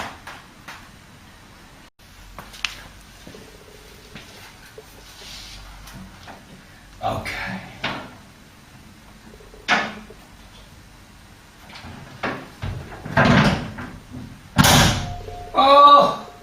Oh yeah. Let's come and have a look at the gaps. Wow. Up we go. Over we go. Indicators in. Gaps in. We close a little bit up here. Just pinches in a bit, look. Well, it's too late for that. We're pretty good. Like I say, perfection's a hard thing to achieve, or we'll do our best. But I'm very pleased with the way things have gone. Down we go. Just lining up the swage lines. I use this tape, don't need it now, to get this line in with the wing. And we've got to carry that swage through. I think that the back swage is a little bit lower. And I've managed to let the Dremel hit the paint at the back. Nice one. The Dremel shot off and put a chip in my quarter. That's the only bit of damage I've done. Inevitably, a lot of people asked, will you damage the car or scratch the paint you're walking past with things like this? But I've always got my hoodie or my shirt over the belt buckle. But to answer your question, I haven't done any scratches on it or dented any panels or anything other than the Dremel shooting off a crap quality Dremel fitting. It wasn't even Dremel, because Dremel wouldn't have done it. It was Chinatown, stupid me. It shot off, hit that back wall, rebounded. Could have took my eye out, well, would have hit my glasses. It hit the car. We will have to get it touched in. So yeah, that's it. What can you do? We've got some arch trims to go on, some Ford badges to fit. There's our Ford badges in here, just in a little bit of solution, just cleaning them up. They'll be ready and cooked. All the contaminants off them inside there. Let's hope they haven't dissolved. Please say the chemical I used to clean these is sympathetic to the chrome, and it looks like it is. Whoa! Put one out. Yeah. Oh yeah, look, see. Off all the muck comes. Yeah, that works. That's just a de-rusting solution. It doesn't attack the chrome, it just dissolves all the muck and gets our letters for the bonnet ready to go. So we pick the best ones. We have got Bramble's originals, we have got some others as well. We may mix and match depending on the condition. We'll clean these up and get these out of the way, because the bonnet always looks nice when you start getting the shiny bits on. So we'll do that. We've got some arch trims to fit. Reg plates then, here they are. We're using our original letters simply because I ordered some plates, you saw them. Well, it was only Chris pointed out off Patreon. It's a different font. Now, that's the kind of OCD thing that really does get me. This plate, and I think this is the point Chris was making about the plate, is that it's so prominent in all the films that it seemed wrong to not have the exact plate, including a Russell Wallace special coming up very soon, the dealer sticker going to be on. But to get back to the point, Frampton sent the plates, Now listen to this. Here you are. We've took the letters off and we were going to transfer Bramble's letters across to the Frampton plate. Why did I strip down the Frampton plate? I'll tell you why. White letters, but painted black. And you know what's going to happen, don't you? A reg plate, especially on the front of the car, it's going to stone chip. And that's what you're going to get. No thank you, they're going back. No thank you, and the 0 isn't a square, it's a different font.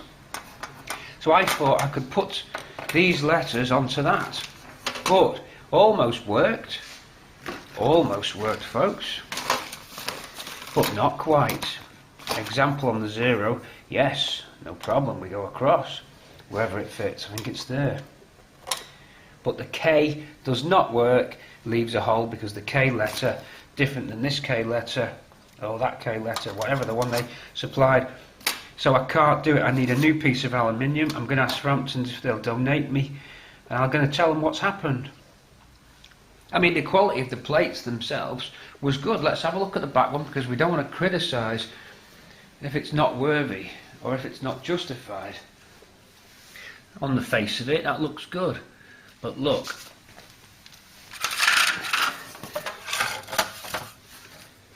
Different 0, look. I don't like that round 0. So Chris was right. But this took a hit when it come off the car. Look, there's an angle grinder slice through the letter T. So we're going to need a letter T and a 7. So that was unfortunate. That plate took a hit. Who'd have ever thought that I'd be transferring letters across? I didn't. So I'm going to ask Framptons if they've got that type of font. I either redo the plates because I'm not happy. I mean, I couldn't pull them on that because I think they're black. Are they black plastic? Why would you put white on the front and paint it black? I mean, I better ask Mick Jagger. Right, let's get on to something else. We don't want to get worried about that. There's plenty to be doing on this episode. Come on. I'm hungry. It's time for alphabet soup. Why didn't I get soup? Why didn't I get soup? Soup? Why didn't I get soup? Soup, it's coffee. Why didn't I get soup? Ooh, these are coming up. These are coming up nice. Yeah. I'll pick the best set, and we'll get them letter setted up. 4 letters then. OCD wins again, and we have to use Bramble's letters. There's me thinking, whoops, there's me thinking I took them off. Of course I hadn't, although they are unscrewing very easily. Bramble's bonnet letters, I should have put them in the soup bowl, but I didn't. We don't need the old clips at the back, they're corroded. 7mm takes these bad boys off. Come on, we're outside in the storm, in the June 2020 storm. Very cold, very windy, very horrible compared to what we've had.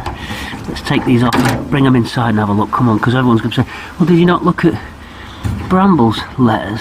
Yeah, I know. Here they are. Of course, these should be on the car. Same idea with a reg plate. You can't be OCD with that and then not fit these letters. Come on, little screwdriver just to, or tap them out. Let's see what we can do. Look.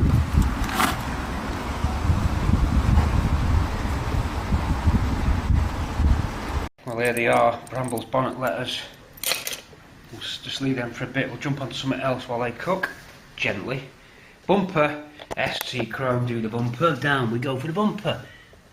Needs unwrapping. New bumper rubber at the top there. So we can get that greased and fixed on. That should be a big thing out of the way. Our front bumper. And so it's basically trim going on in this episode. I think we're in episode 43, you know. I could be wrong, so 43 is kind of like final trim assembly video perhaps.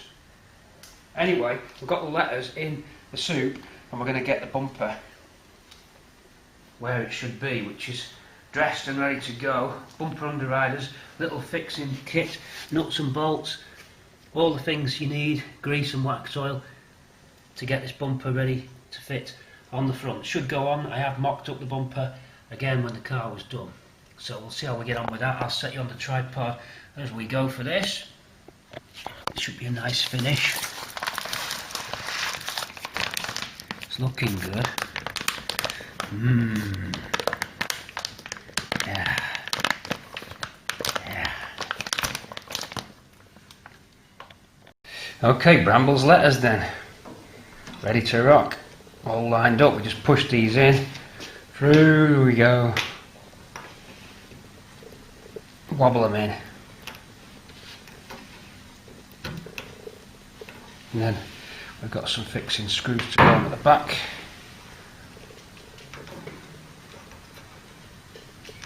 One-handed, not as easy, but you get the idea.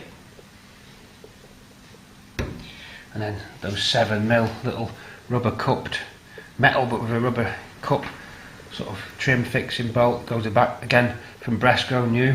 Show you those. I think we've just got enough left to do the job. They're all lined up there. You may have to use these gold ones, but they're good as well. It's a different colour finish. That's it. These letters can go back into stock or eBay, because I've got a lot of these. Someone might need these, so we'll see what we do with the rest of the letters. The soup's done with. We'll chuck it out. Gazpacho. Let's get these bolted on. Oh, that's a springy bumper release. Wow, that certainly works.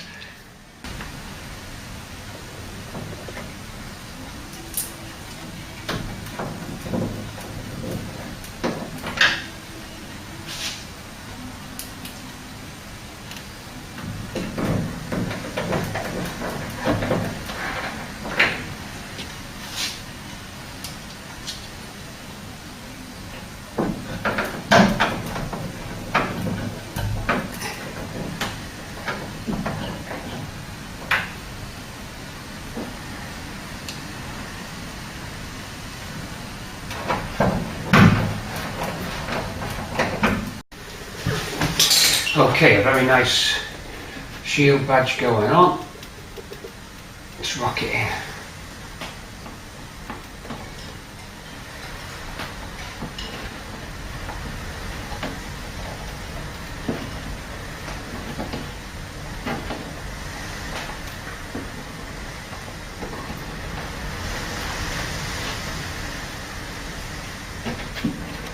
It really is howling outside.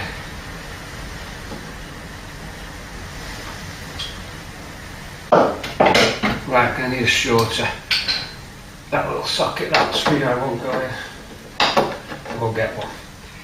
You get the idea. Shield badge going on, more trim. Always an exciting part, everybody. All these little trinkets. While we're on the subject of bonnets, everybody, it's GXL, so it has an under bonnet lamp. And here they are.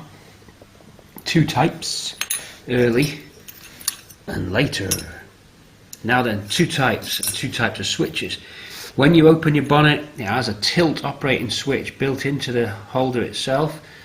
Pretty difficult to spot if you didn't know it was there. On the face of it, what looks like a traditional bayonet holder, but just in the base here is a cartridge. Early ones have a ball bearing that rolls and makes electrical contact. Later ones have a mercury cartridge, and here it is. This is the later holder just there, and when you just unplug the spring part, you can pull the cartridge out. Here it is. So that is a mercury tilt switch. It could be another chemical, because mercury was banned, or not banned, but it's certainly restricted use these days. I don't know about back in 74 when this is stamped up. Is it? No, this is a 71. No, this is a 71 BG, so still a Cortina. So mercury versus ball bearing. I can feel the liquid inside that. So that little capsule, tilt capsule, goes within the bayonet itself. You can just see that there, how that works. Look, in Now the mercury ones don't fail, but the ball bearing ones seize up. Now if you undo these little tangs here, you can extract the unit. Now I think the capsule's self-contained, so there's not much you can do except to shake it, pass a current through it and put some WD-40 in there and then wash it and some switch cleaner. That's what I've done with this one. This one's been galvanised, so it could have damaged it.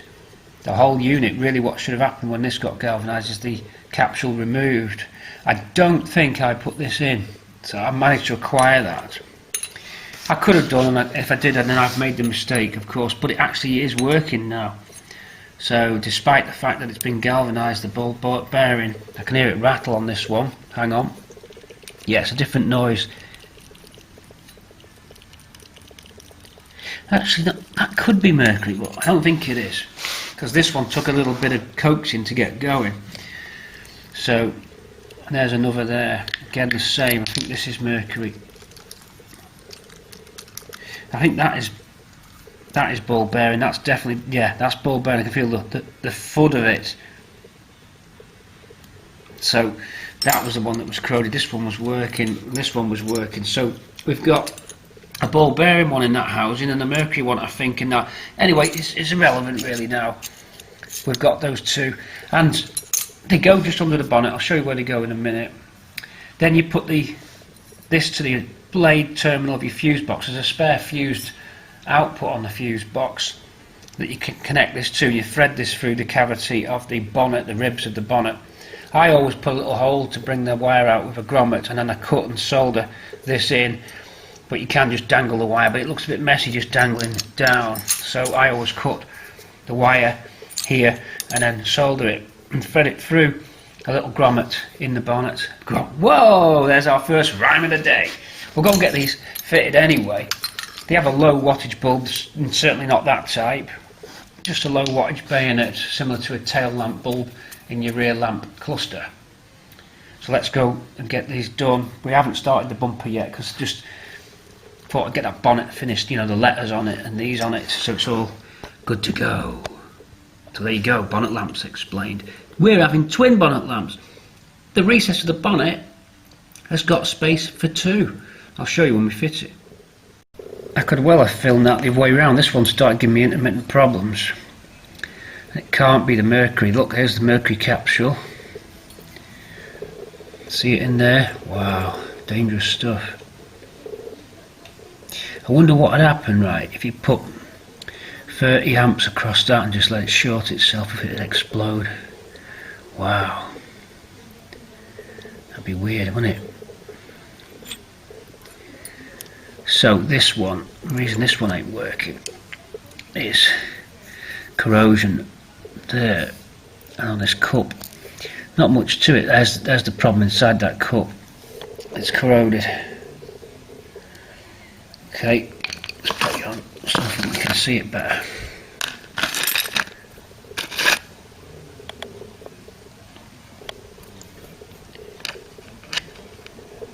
So we're going to give this a clean up and get this tilt switch working. There's nothing else, there's another set of contacts inside there. Or rather just the end of the cable, if you will. I think if I push down, that cable will pop out. Anyway, what we're going to do, we'll clean this. There it is anyway, that's how it works. So you'll have one or two. That white capsule we took out, or this one, it could be that this is the ball bearing one. But again, that does feel like mercury. Or certainly a conductive liquid. It was typically mercury before they realised how dangerous the stuff is. Anyway, I'm going to put this all back together. One of them's working really good, this one was intermittent, so obviously it's corroded. Okay, with that all cleaned up, it's fixed it, working perfect. So you can take these apart and repair them quite easy. If you've got one and it's not working, just have a little strip down. Certainly on that type with that mercury bulb, it can be repaired. This type, I think because it's sealed, I think you're going to be okay. You're going to just possibly get contact corrosion there, which you can easily clean. So both easily repairable there. I've used some Dynatex. Here it is, the Dynatex. This is good stuff. It's a dielectric grease, but it's basically waterproof. Does a little bit of grease action too, and it's good for electrical contact. So I'll put that back together, and then we'll go under the bonnet and get these installed. 2 going in, then soldering the wire to a common feed on the fuse box. Let's go. It's that way, folks. Up we go. And before I do, did I mention my Superstart 520 I acquired for next to nothing? Just needed a timer, bit of a clean up. I put a microwoven fibres, a microwave timer on it. Listen.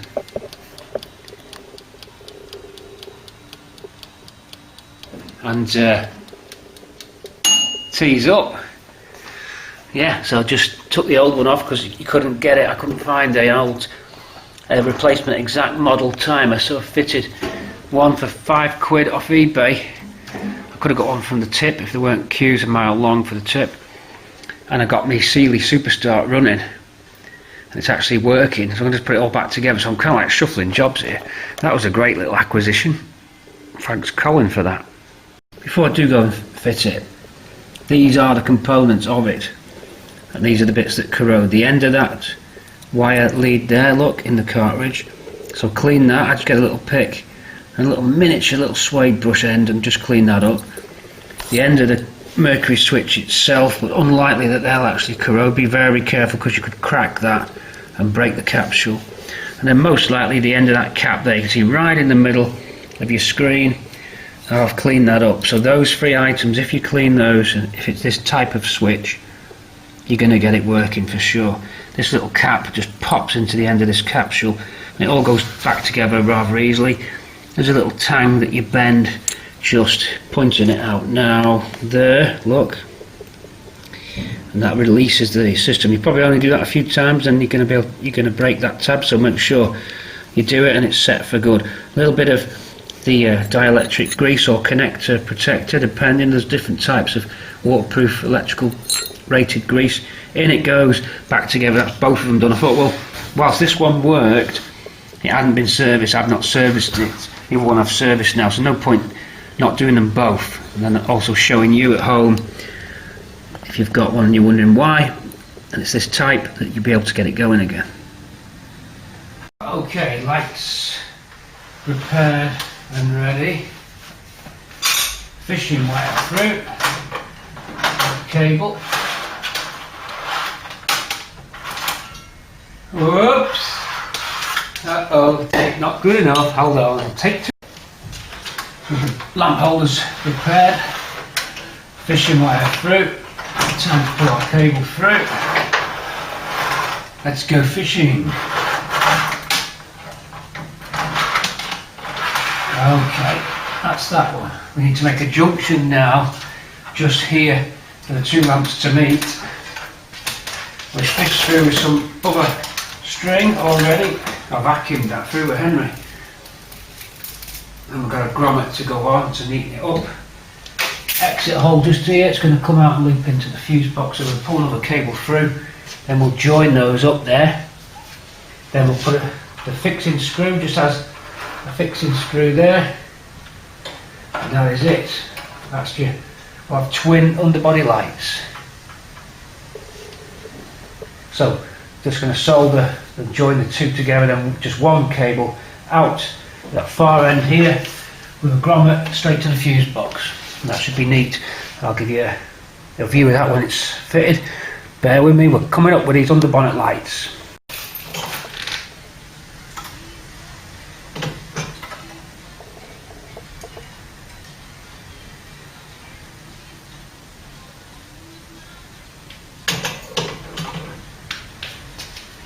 Okay, I've got the lights down in the garage.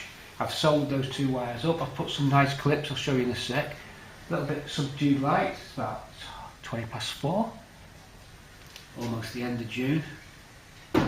Both bonnet lights are fitted. Are you ready for the reveal? So PC is going to lift the bonnet for you. There are LED bulbs in this simply because I want to be able to see when I break down. Break down, you ask? Break down? Break down? No. Break down? Break down? when I want to top up my fluids, check my water level. That's more like it.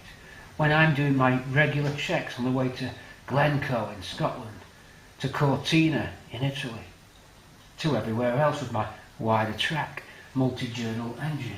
She doesn't care about the multi-journal, multi-link independent suspension, multi-link rear axle.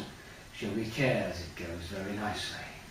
She only cares about the wonderful things he doesn't have to say about her. Let's lift this up. Come. Whoa! Woo! Yeah! Now then, twin LED. Have you ever marvelled at it? Its beauty. Wow. Okay. Non-standard, of course, with this sort of colder light, but much brighter, and it won't drain your battery if the bonnet's up at a car show.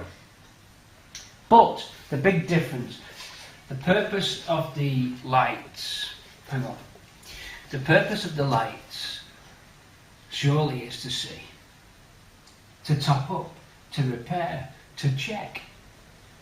And the most time you're going to be needing them is when it's going to be raining, you're in the middle of nowhere and you haven't got a torch. You want your bulb to be the best bang for the buck you can get. If you've gone to the trouble of fitting your bayonet lamp fittings, your underbonnet automatically mercury tilt switched lamps, then you may as well put the best bulb you can get in there. Well, these may not be the best LED bulb, but they're certainly better than a filament bulb. A filament bulb, the wavelength of the lamp is different, the brightness output is different. If you get hot, you can't actually burn your hand on them.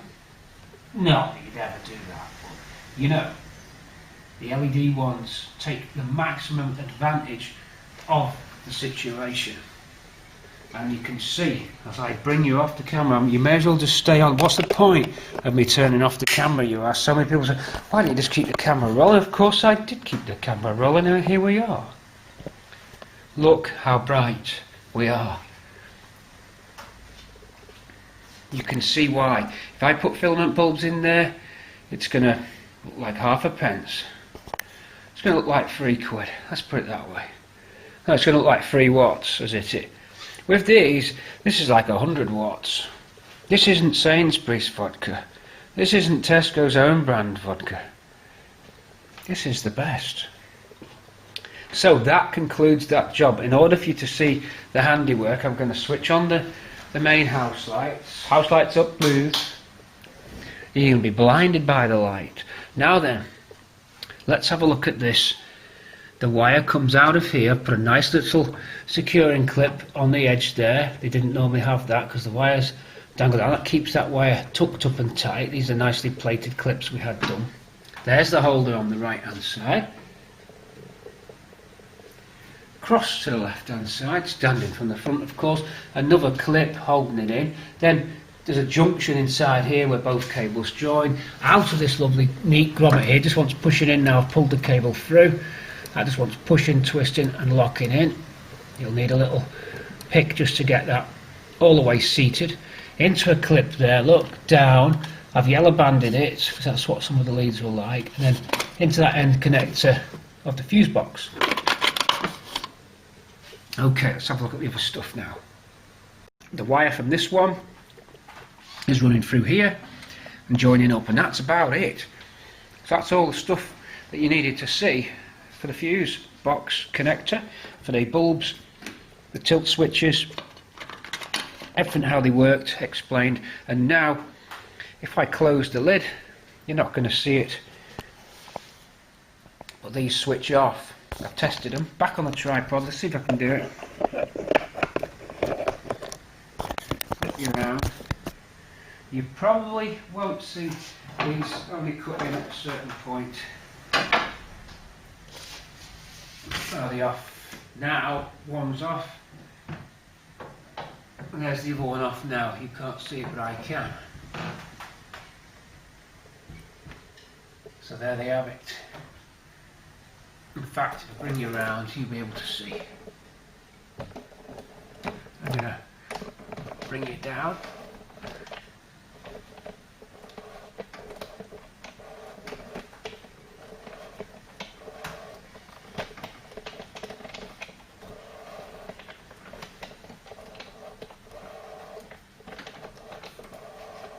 Quite a long way down. Okay. And that one is off now. That's it. You come on at a slightly different place, just the way that the Mercury works. But there you go. I could get them so they both activate at the same time if we wanted. No props. That's it. We're done. Move on to another job. The bumper we started out with. Come on, back at the bumper.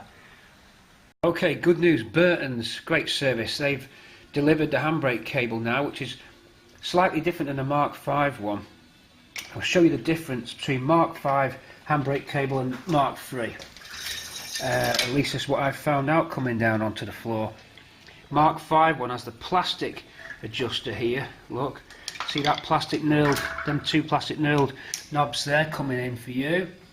Mark V, it won't fit in the bracket underneath the car. Let's go underneath the car and look at that bracket I'm talking about. Look, I've got this installed now. There you go. Look, that's a nut and bolt, and what you do, take that little black cap off there and slide it back, then the cable will slot through because it's thin enough into the bracket, and then the threaded bit, undo the nut and bolt, of course, this side, undo that and slide that onto the cable so that the other side fits at the back, then bolt it back on. That's your adjustment for the tension in the cable at least. Okay, and then there's some clips which hold it on the radius arms. I'll show you them in a sec. Look at that hole there, that's for a clip which holds this in place, okay? This cable, we'll do that when we're finalised. It comes up from underneath. There's two types. Later types clip in from the top. Earlier Mark III securing, handbrake securing cables, clips go underneath at an angle and knock them up and they snap in place, then that clips in. I'll show you them in a minute. But I want to just clarify the handbrake adjusting mechanism. I'll tell you why, because I've only just really sussed it myself after all these years. I must admit, I was never confident about how it worked over all these years, and I think I just stumbled through. So let's talk amongst ourselves for a little sec on the automatic adjusting system. Torch is here. Can I get this torch locked on? Probably not. I've not got my magnetic torch to hand. Well, this is magnetic, but it's... yeah, that'll work. Okay, we're on. So, you can get this ratchet wheel the wrong way round, which I just did. That's why I just took it all to bits. See this ratchet wheel? My thumb's on it now. You can thread that onto the fork, and there's the adjuster fork there, the wrong way, so that instead of tensioning up the shoes when you apply the handbrake, it actually loosens the shoes because the ratchet's been put on wrong. You can tell you've got it right. Well, let me explain to you. This is the passenger side, and I'm going to call it the vertical drop, not the ramp side. The vertical drop is towards the bottom, and the ramp, so it's sloping back towards me. So if I put a little ball bearing on this, it would roll away from me. If it was the wrong way round, the little ball bearing would roll down the ramp towards the car. That's the best I can explain it. Side profile view, look at that. I'll freeze it for a sec. You've got good view there. Look, sloping towards me. What happens is, you can see it. I'm going to try and keep the camera as stable as I can. Please appreciate this is not a professional video company with millions of pounds to spend. I know you lot got iPhone cameras which are better than my camera. Operating the handbrake now as you would, and you'll hear a click. Now, I used to think that click was the shoes taking up the tension. It's not. It's the ratchet bar arming itself ready to take up the tension. So we'll hear the click. There's one click, and as I let the handbrake go back, that's when it does the work and screws the thread up. See how it's going upwards? Another click now as we adjust. Look, and then you release the cable and back it goes. So that is tensioning up. It's threading onto this bar here and making that bar longer. So each operation of my handbrake causes the ratchet pull to go up, get ready, and then as you release your handbrake, that is when the adjustment takes place and the shoes are tensioned against the drum. And what will happen is that if there's no slack left, in other words, if these shoes are now opened out by that fork, by the action of the handbrake going on this pawl and opening up that ratchet, operating the ratchet, opening up the fork, if they've got nowhere else to go, the ratchet simply won't do any work. It'll just stay there. It'll just take it up and just stay there. It'll just take it up on there's another spring here, an offset spring, and that's under quite high tension, so it'll just take it out on that, and the shoes don't go anywhere because they're locked on. That's how it worked. So I had this on this side the wrong way round. I don't know if I've got it correct on the other side, probably not. And I've installed the handbrake cable in. It has to clip into the bottom of this adjusting arm. You can't quite see it. I'm going to bring you in so that you can. Right through this little hole, and you should just see where the handbrake cable attaches, maybe underneath the spring. Yes, you can. Look for a little green there. Can you see the silver spring as opposed to the gold one above it, and a little green washer? It's slotted into the fork there. Now you can do it with everything in situ. It's a bit tricky. You've got to pull back on the spring and expose some cable so that nipple end can slot into the fork receptacle, but I had to take this apart anyway, so I pre-assembled the handbrake cable into the adjusting arm, then put everything together. Now this bottom spring on mine is this. I've seen different types in different setups, quite high tension. What I did was grip it with these long nose pliers, and I think you should have these if you've not got any, but don't get Chinatown ones, get a decent make.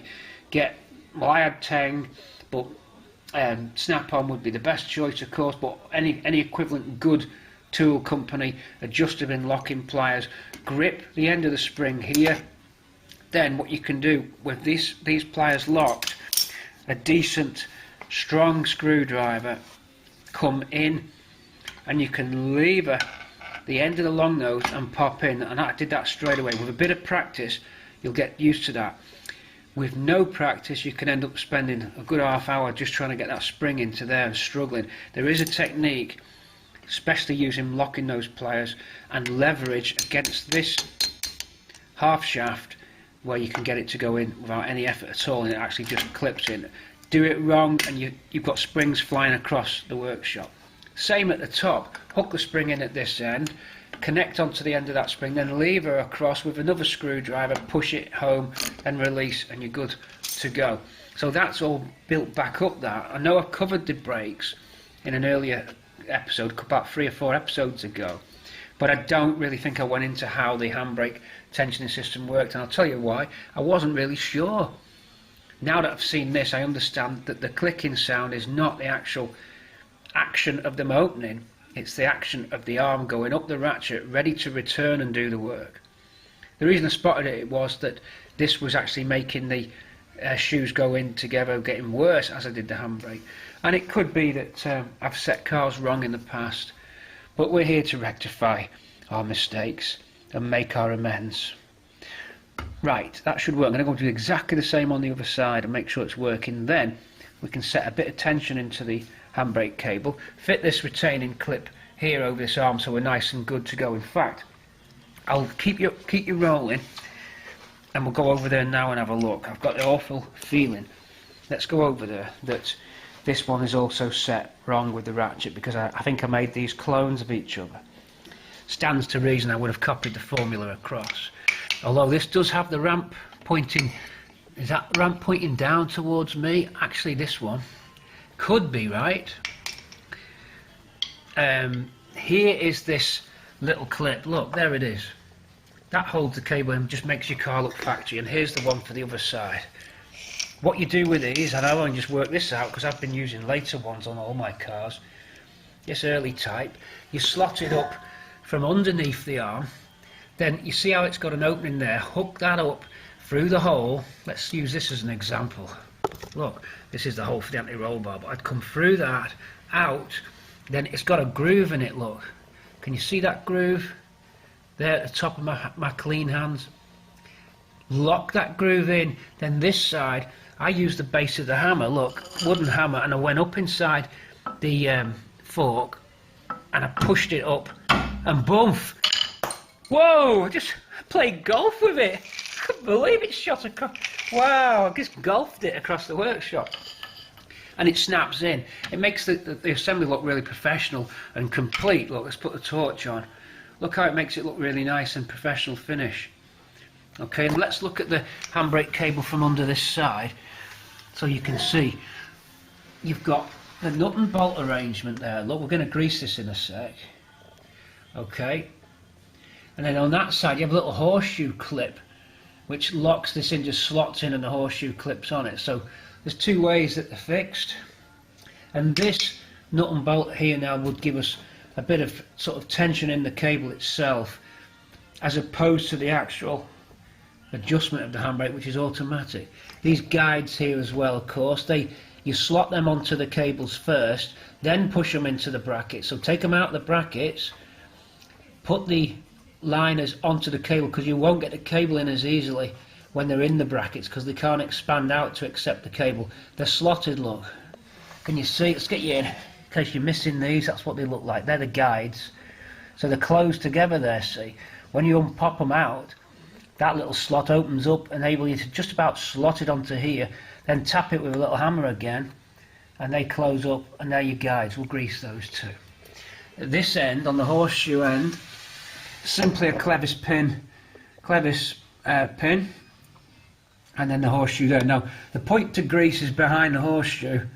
Naughty me hasn't done it, so I'm going to spray grease behind that here, because you do get a little bit of, almost a bit of cable movement in that slightly, so you don't want that to seize up, if you will. So that does want greasing. We're going to use the nozzle and the lithium grease, because stupid me's forgot to grease the track lining of that horseshoe. So I'll get that's where the lithium nozzle would come in, and we'll spray behind there, so that'll be good. And in fact we'll do it for all those. So we're going to grease up there now. Hold on, let's do it while you're on. A little bit of spray liberally. Hit me with your rhythm stick. Two large people, click, click, click. Oh! Oh! Ooh. Mm. It's nice to be a lunatic. Hit me! Hit me! Hit me! I'm carried away. I'm carried away, lad. Here's a handy tool to have in your arsenal. I don't mean the football team either. A Nebo light stick. Battery, not non-rechargeable, used for emergencies. Suggest having 3 extra batteries in the glove box as well, just in case. But this is good. Fits in the Cortina glove box. Ooh! Bright. Magnetic. Bump. Okay. Strong magnet as well, lithium magnets. Whatever they're called. Twin action for when you break down. For us, that's every day. In probably, what, 100,000 miles, maybe more. Maybe I'm being conservative there. I've never broken, well, I've broken down once, and that was an alternator that failed. Once. And that's because all the cars are properly maintained. I'm not just showing off, I'm just saying you can do it too.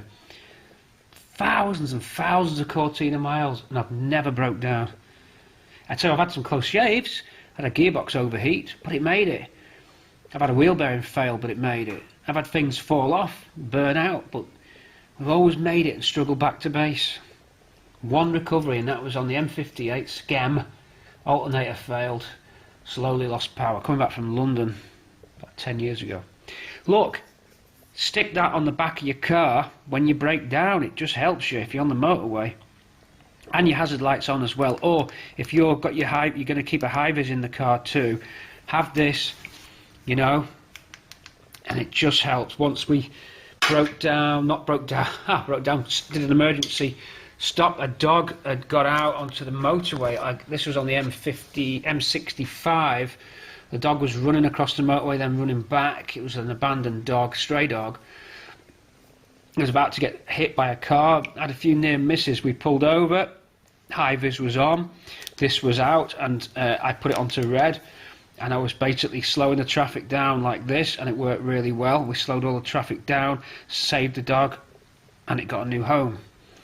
And this just give that extra little edge. Have that in your glove box. A Nebo light stick, look, magnetic base, or similar ones, but that's good quality.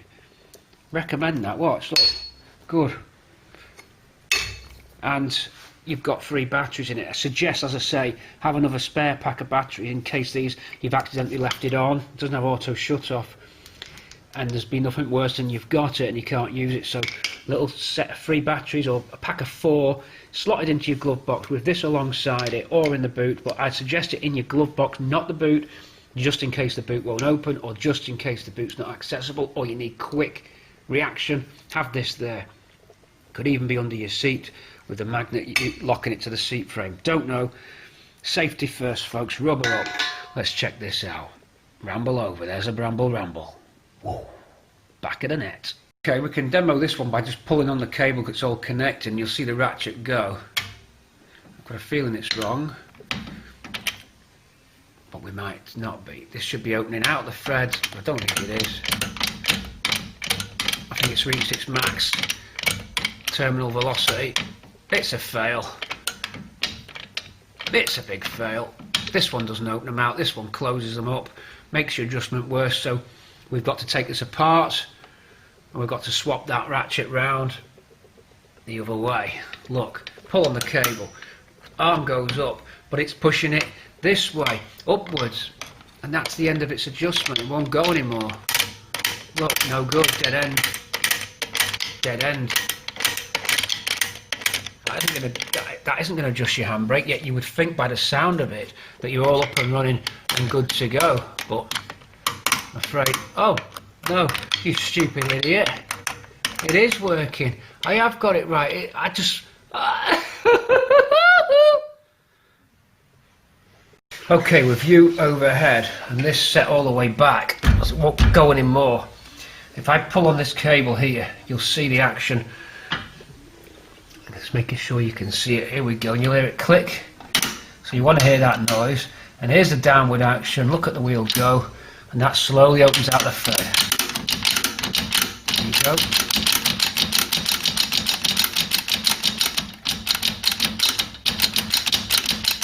And that's it.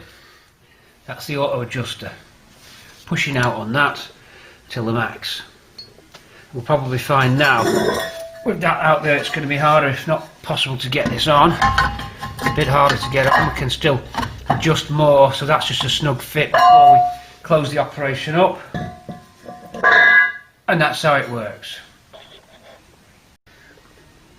Okay, theory is correct.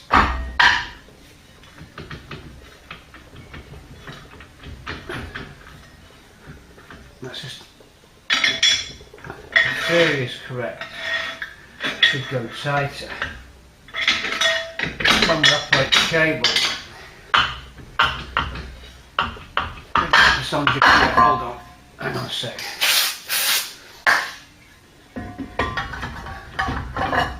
Right, easy to get on and off.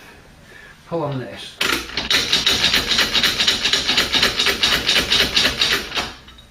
Tightening it up. So it's working to what it should.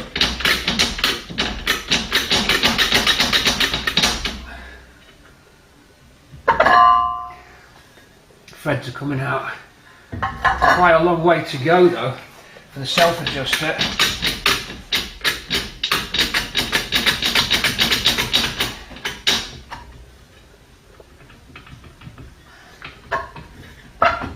Quite a long way. You can see it's still going. See how much it's got to go. But you can hand do that to save all the effort on the handbrake itself. Excuse the pun. So that you don't have to keep doing what I'm doing. You can just manually do it and set them like this till you're somewhere where you want to be.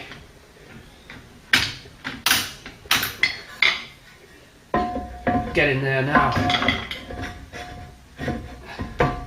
Can't quite get that on anymore, so push back on the lever and you can scroll back down, push back up, and we should be in a position where it starts to grip.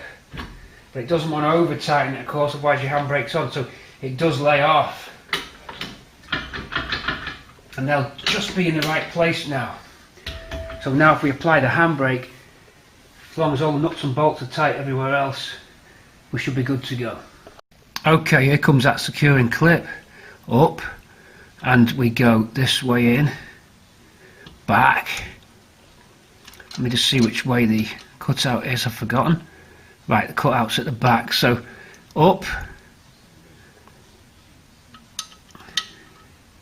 With one hand, as usual, yours truly tries to, for your entertainment. There's the clip at the back.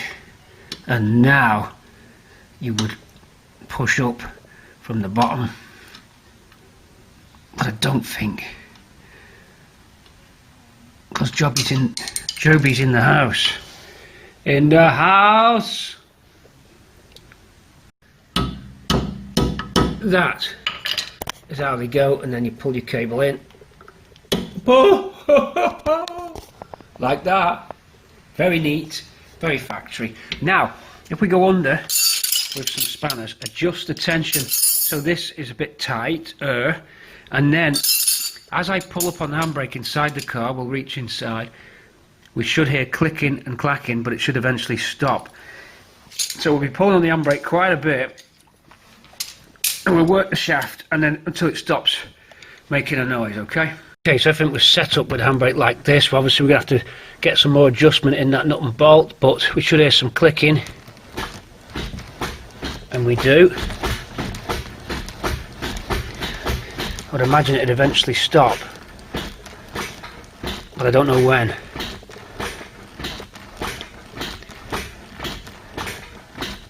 So I've got it right. It can only go so far. Each click is definitely a ratchet, so that's slowing down. It's stopping. One side stopped.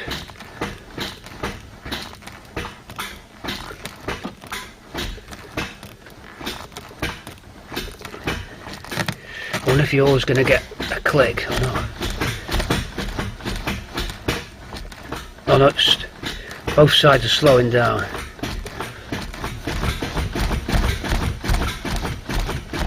I think that's it. Let's see if the wheel turns. Lock solid, that one. Let's try the other side.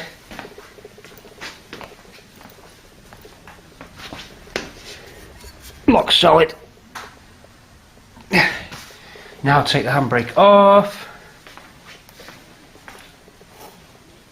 Need some new shoes.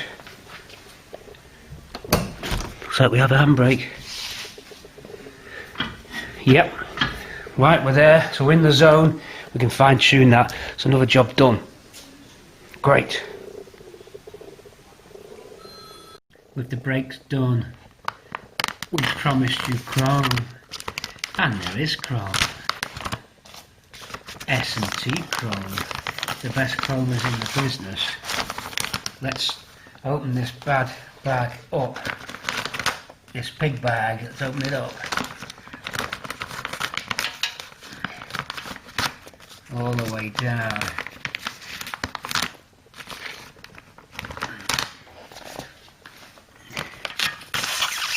Oh! Yeah, let's get me chrome. I want myself chrome.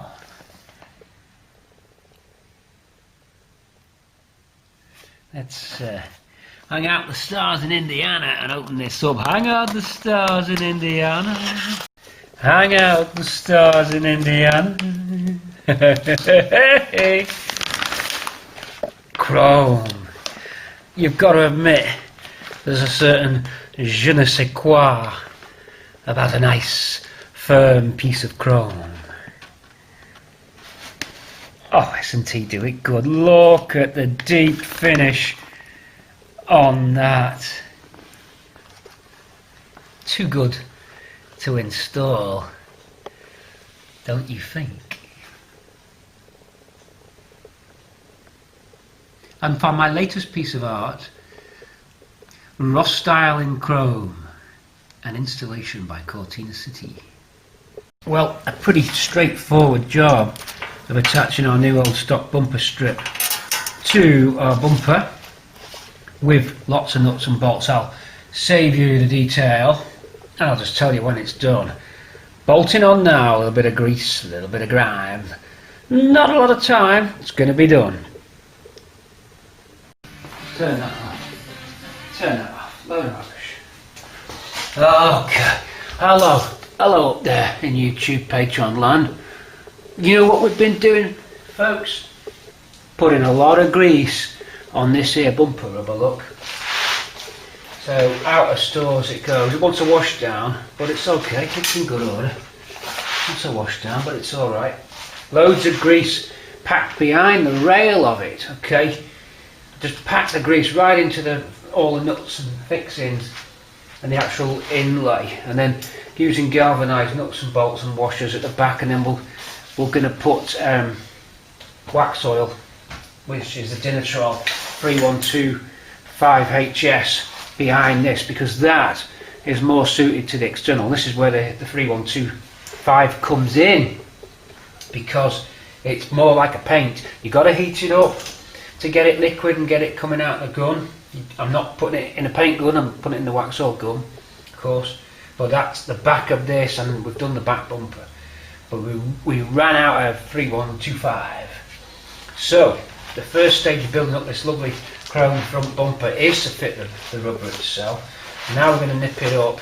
This one's got some light storage damage, but it's the best I could do. So it'll straighten up when we tighten up all these little fixings. Can you see those fixings? Here they are, 10mm heads on these, and we go all the way down and round, bringing these in with our extended head of the 10mm drive. Not a lot for you to learn here today. There's now to see here, move along.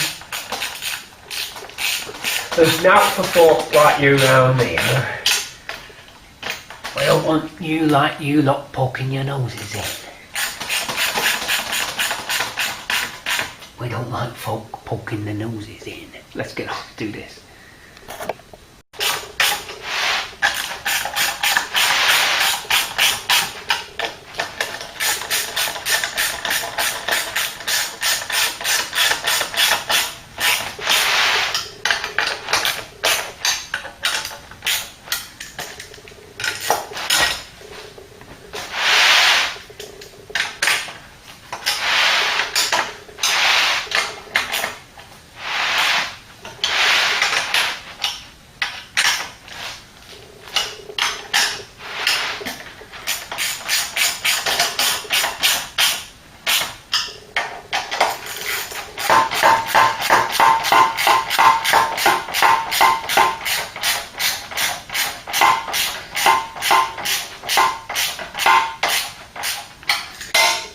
Okay, now we need a hardware fitting kit for the bumper. I'll show you what I mean.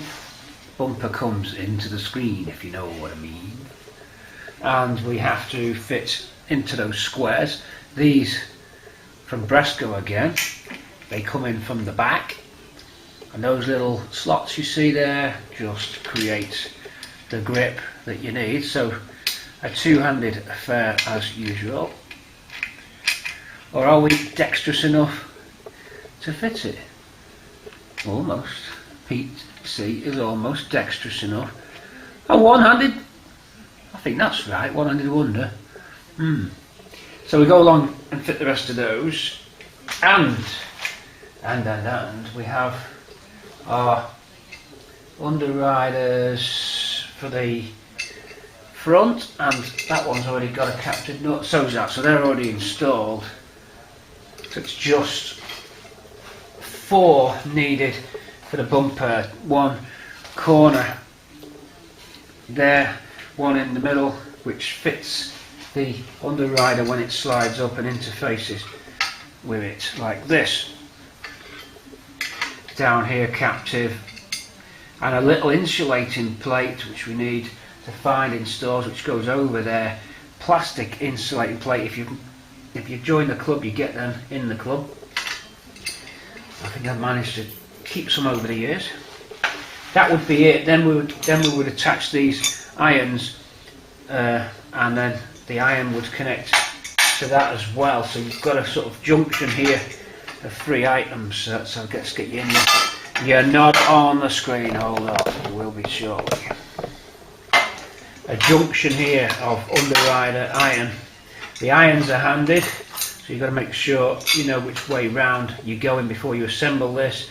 I've done it, we've probably all done it. You fit the wrong iron, come to fit the bumper, and it's not going in as it should because you've got these the wrong way round. So the whole thing needs planning now, including which way the recess of the bumper goes. Does it go down? Does it go up? It goes down because it forms the area around the reg plate. I better be right. I can never remember. If you ask me off the top of my head, it's one of them questions. See the sec bumper going on?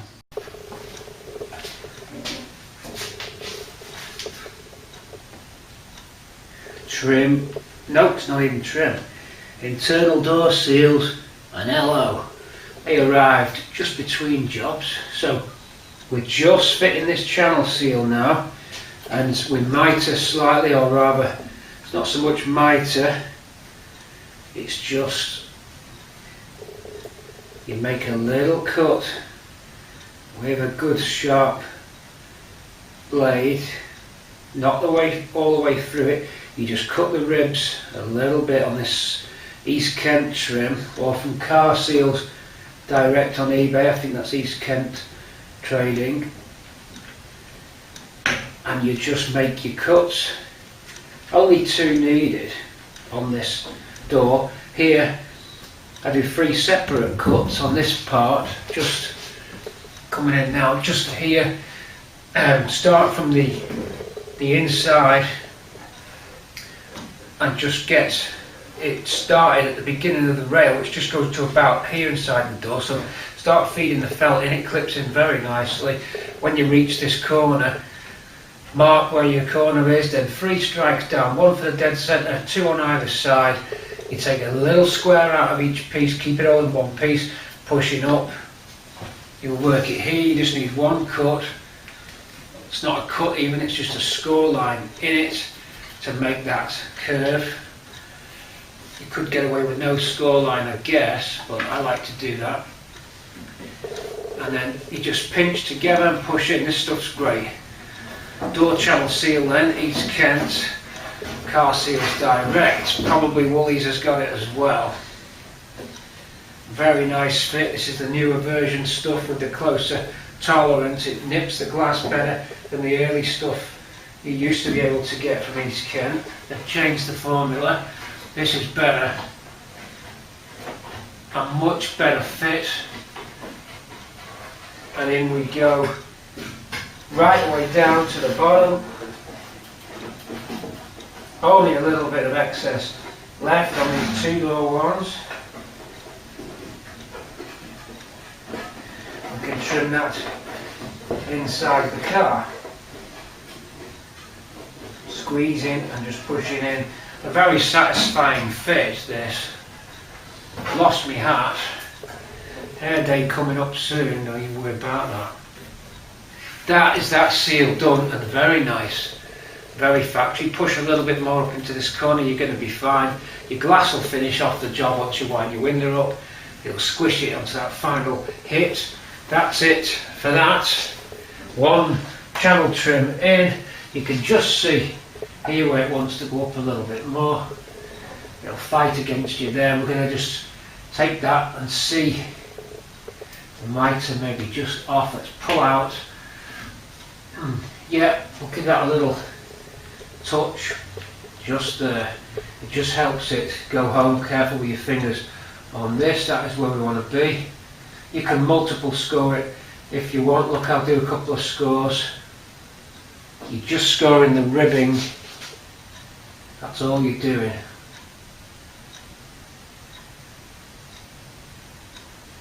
You're not cutting right the way through the seal. That just helps it. You push up now.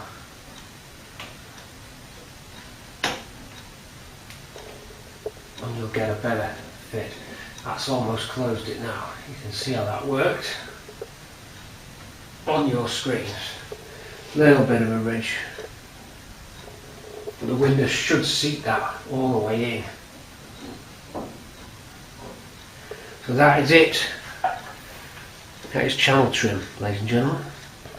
Also, don't forget, if you're painting your doors, to knock out these little pins in the middle of these drain bungs and pop them out.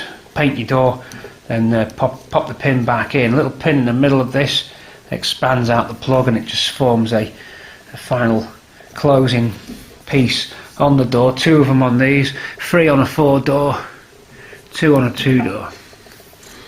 That's it. So that's that channel trim. Look, that's what I'm telling you about. If you can see it. Down and round we go. Hold on. Very nice. Here we have the bumper assembled. We'll talk you through it just quickly. Little plastic end caps that go on to stop you scratching the paint there for the faces where it touches the wing. Again on the underrider, little clip-on, little interference strips there. Available from the Mk3 Club, or you can make your own. They clip on like they go. If we don't grease or wax oil this bumper, it'll be rusting within a week, because here where these spot welds are, they rot, underriders rot. If you buy new underriders from eBay at crazy prices, then grease them. Paint, no. Grease, yes. Or paint then grease, but certainly don't leave them as they are. In our situation, we've been painted already by the bumper refurbishers. However, that won't last. It will need wax oil and a yearly top up with a lance behind if you want to keep your car A1. So that is it. We are ready to melt down some 125. Here it is over here. Frost supplying the goods this time. We've also got Rust Busters kit, which is just as good. We'll show you the Rust Buster stuff soon. Chris there at Rust Busters, always good to help. And if you recall, on the build, throughout the build, we've used their rust.co.uk's range of primers, weld through primers and rust preventing stuff. Has been really good. In fact, it's all stored in here. I'll have a look at my rust kit. We have talked about it a lot in the early stages of the build. In here, stored away, are the primers. Let me see if I can just grab one. Well, here's one of the activators for the primer. In fact, yeah, that is, it's component A for the really good weld through primer that we used. And there they are. Other primers are available in the can. The U-Pol ones, also very good. You've got to just pick your right application. But it's good to have the choice of stuff. And again, we've used a few different suppliers, and a couple, 1 or 2 have shone through and really wanted to get involved and help. Frost and Rust being 2 of them.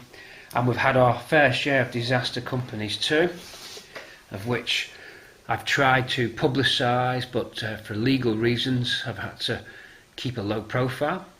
One chroming company was very virulent and very vitriolic, virulent, potent, dangerous, persistent, nasty, deviant, dishonest. The words, the superlatives just go on and on for this chroming company down towards the south coast of the country, in a place called Kent. That's about all I can say. They're so powerful, they're so dangerous, that even their hint has got their lawyer breathing on the boot lid of my Mk3 Cortina, ready to just wipe me out. So powerful, so much money behind them, so much conning behind them. How they'd conned and conned and conned people out of their chrome bumpers. Unbelievable. Nasty, nasty pieces of work. And I don't know how much I can mention about them. Run by a lady, that's all I can say, and that's sexist, so I can't even say that because I'm picking the fact that it may be different. It's run by a lady, it's run by a man. Well, and you can't win, can you? You know, it's the director's a woman. So if you say that, they argue that you've picked the fact that it's a woman, and then you're now misogynistic. You cannot win. They've got you by your testicles. I'm allowed to say that. And they got you there, and they're holding them in a vice. And you just make one move, and the pitch of the thread on the vice handle will close in another millimetre, leaving you in excruciating, agonising pain, which is what they want. Wow. If there was no law in the land, if I had a free hand, boy, would I give you a show. Ladies and gentlemen, rubber up. This is going to be a rough ride. We're getting ready with a gun. We're getting ready with a 3125. Going to be a rough ride. 3125. Suicide mission. Dinatrol. You know, Dinatrol's one of the best products out there. Okay. There's our pressurized vessel. Here's the rubber glove. And here's our target for this evening. Go on my blue marker. Bomb on my blue marker. Here we go. Can you hear that song in the background? It's another Radio 2 middle of the road hit. Ooh, ooh, ooh, ooh, ooh. Just wishy-washy, goody-nicey, wishy-washy. Nothing in particular. It says nothing to me about my life. It inspires me not at all. Wishy-washy lyrics, wishy-washy instruments, wishy-washy. Just Ella Golding that was. Wishy-washy. Nothing. Absolutely does not inspire me to do a car. Doesn't give me motivation. Doesn't make me fly like a torpedo, like a speeding bullet. Nothing. Does nothing like rock does. But rock is plagued by advertisements, and I can't get Wi-Fi in the garage to get an internet station. I would so love to get an internet station. I'd so love to be able to fix my Wi-Fi. I'd so love for my BT send the Wi-Fi signal through your main socket to actually work, so I could put the PC in here or something in here and make it work, so I could have some internet moves, so I wouldn't have to listen to that garbage middle of the road crap coming out of Ken Bruce's mouth from Radio 2. Or be brainwashed by all the crazy stuff that's on good Absolute Radio 80s, good Absolute Radio Rock, great, good DJs, good choice of music. However, plagued and plagued and plagued by stupid adverts for KFC. What the Guys, there is one advert which I can stand. I've just been having a little moan about adverts on the radio. Absolute Radio 80s is great. Absolute Radio 90s is great. Even Absolute Radio 60s, but that seems to have disappeared. But not middle of the road Radio 2 Ken Bruce. Okay, wishy-washy, wishy-washy. Play some Dio or something like that, you know. But there's some adverts on Absolute 80s, Absolute 70s, Absolute 60s, Absolute Rock, KFC. What the fuck? Oh, it's another radio rant. Hey, copyright can't get me now. Listen to this. Sounds as if you were just about to do the kettle. Can't stop me. YouTube, you can't stop me. Suck on that. Master is up next, and now is the time if you like. They've just done the traffic, okay? Doom and gloom. Doom and gloom traffic, this road blocked, that bridge fallen down, this car overturned, this lorry on fire, doom and gloom, and it's always Melton Mulberry, or where was it, Chertsey, where the hell's Chertsey this, Chertsey that, Chertsey roundabout, Chertsey traffic lights, Chertsey road, don't even go to Chertsey, M25, and don't even go there then, it's on every single day. Chertsey, Chertsey, fire, Chertsey, overturned lorry, Chertsey, roadblock, can't go here, can't go there, can't go anywhere, roadblock, doom, gloom, traffic, rain, bad road conditions, leaves on the line.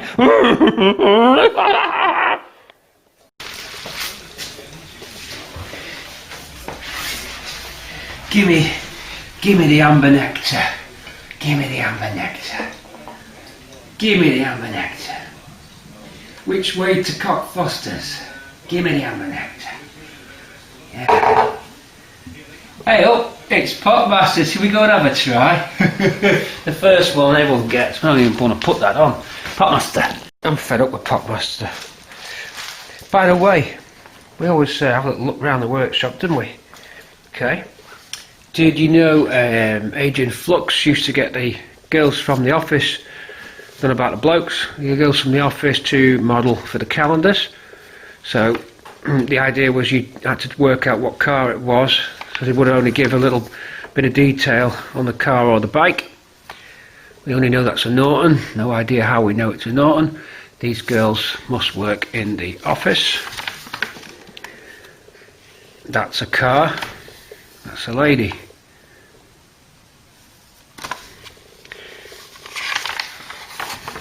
That's a Cadillac, that's a lady. They always wear nice lingerie, these girls, I must admit. Beautiful. That's a car. It says turbo on it. Last half, Ian Seabrook will know all these vehicles. That's the rear end, oh no, that's the front end of a car. And another girl. That's a motorbike. And a fur coat. Not much of fur coats. Ooh, don't want to go there. No, we don't do any of that. A bit of nighttime lingerie, long legs, and a Citroen XM. Nope, I know it's not a Citroen XM. I've covered that car before. Oh, here's the girls on the back. Who we got? Chelsea, Hannah, Shauna, Kay, Laura, Katie, Claire, Megan, Laura, Amy, Nicole, Kim, and Imogen. So a great idea that was to brighten up your workshop. Well, things are so ridiculous these days. We mentioned this before. They're so ridiculous that this is sort of frowned upon. You know, what exactly message are you actually trying to put out? That's frowned upon. Lady viewers, we have plenty of lady viewers on the channel. Is this disrespectful?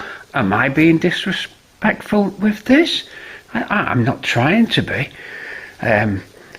Calendars are similar to a sculpture that you would have with a vehicle, you know. If you take away life's simple pleasures, then what then?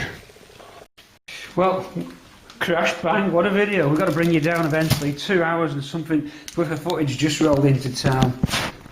I'm checking out, you're checking out. Are you sober? Look, if you look behind me, you'll see cars.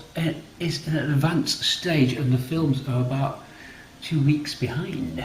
So don't worry, we're going to catch you right up on YouTube. So you better sober up now, go to bed, and let's have a GXL logo to see us good night. As we slowly wind the show down. Did you enjoy that? We're getting closer all the time to getting the brakes bled through and then the prop shaft on and the engine starting. Then we're going to roll out. In just probably 2 episodes, this car is going to be rolling out of the door. Now I know things that you don't. People have seen things. There's information around. Watch it, because Bramble could be closer than you think. And on that note, can you get to go backwards? Can you get to Gaydon, the British Motor Museum, on the please tell me it's the 23rd of August, check if I'm right on that, Sunday. We're going to be there. Cortina City's going to be there in probably Ruby, but could it be Bramble? Who knows? Check out on your computer because a lot of people are going. We might see you on the 23rd of August 2020 if it all goes ahead and it doesn't chuck it down. Gaydon in Warwickshire, Coventry area, CV postcode, so Coventry, Warwickshire area. You've been watching episode 43. 44 is all piped up, filmed and in the can, so watch it because we could be smacking that one out next week so that by the time we see you at Gaydon, the videos are all up to date. But for now, come down, maybe get yourself another coffee, dunk that second Eccles cake in. Lovely. And then have a hot bath, but don't slip under. There's a lot of dangerous statistics about people drowning in baths, so don't be drunk in your bath. Cut that out. Have a shower if you're legless. If you're one of the teetotalers, have a nice Radox bath. Calm yourself down and stop looking at my ugly mug. We'll catch you soon. Good night.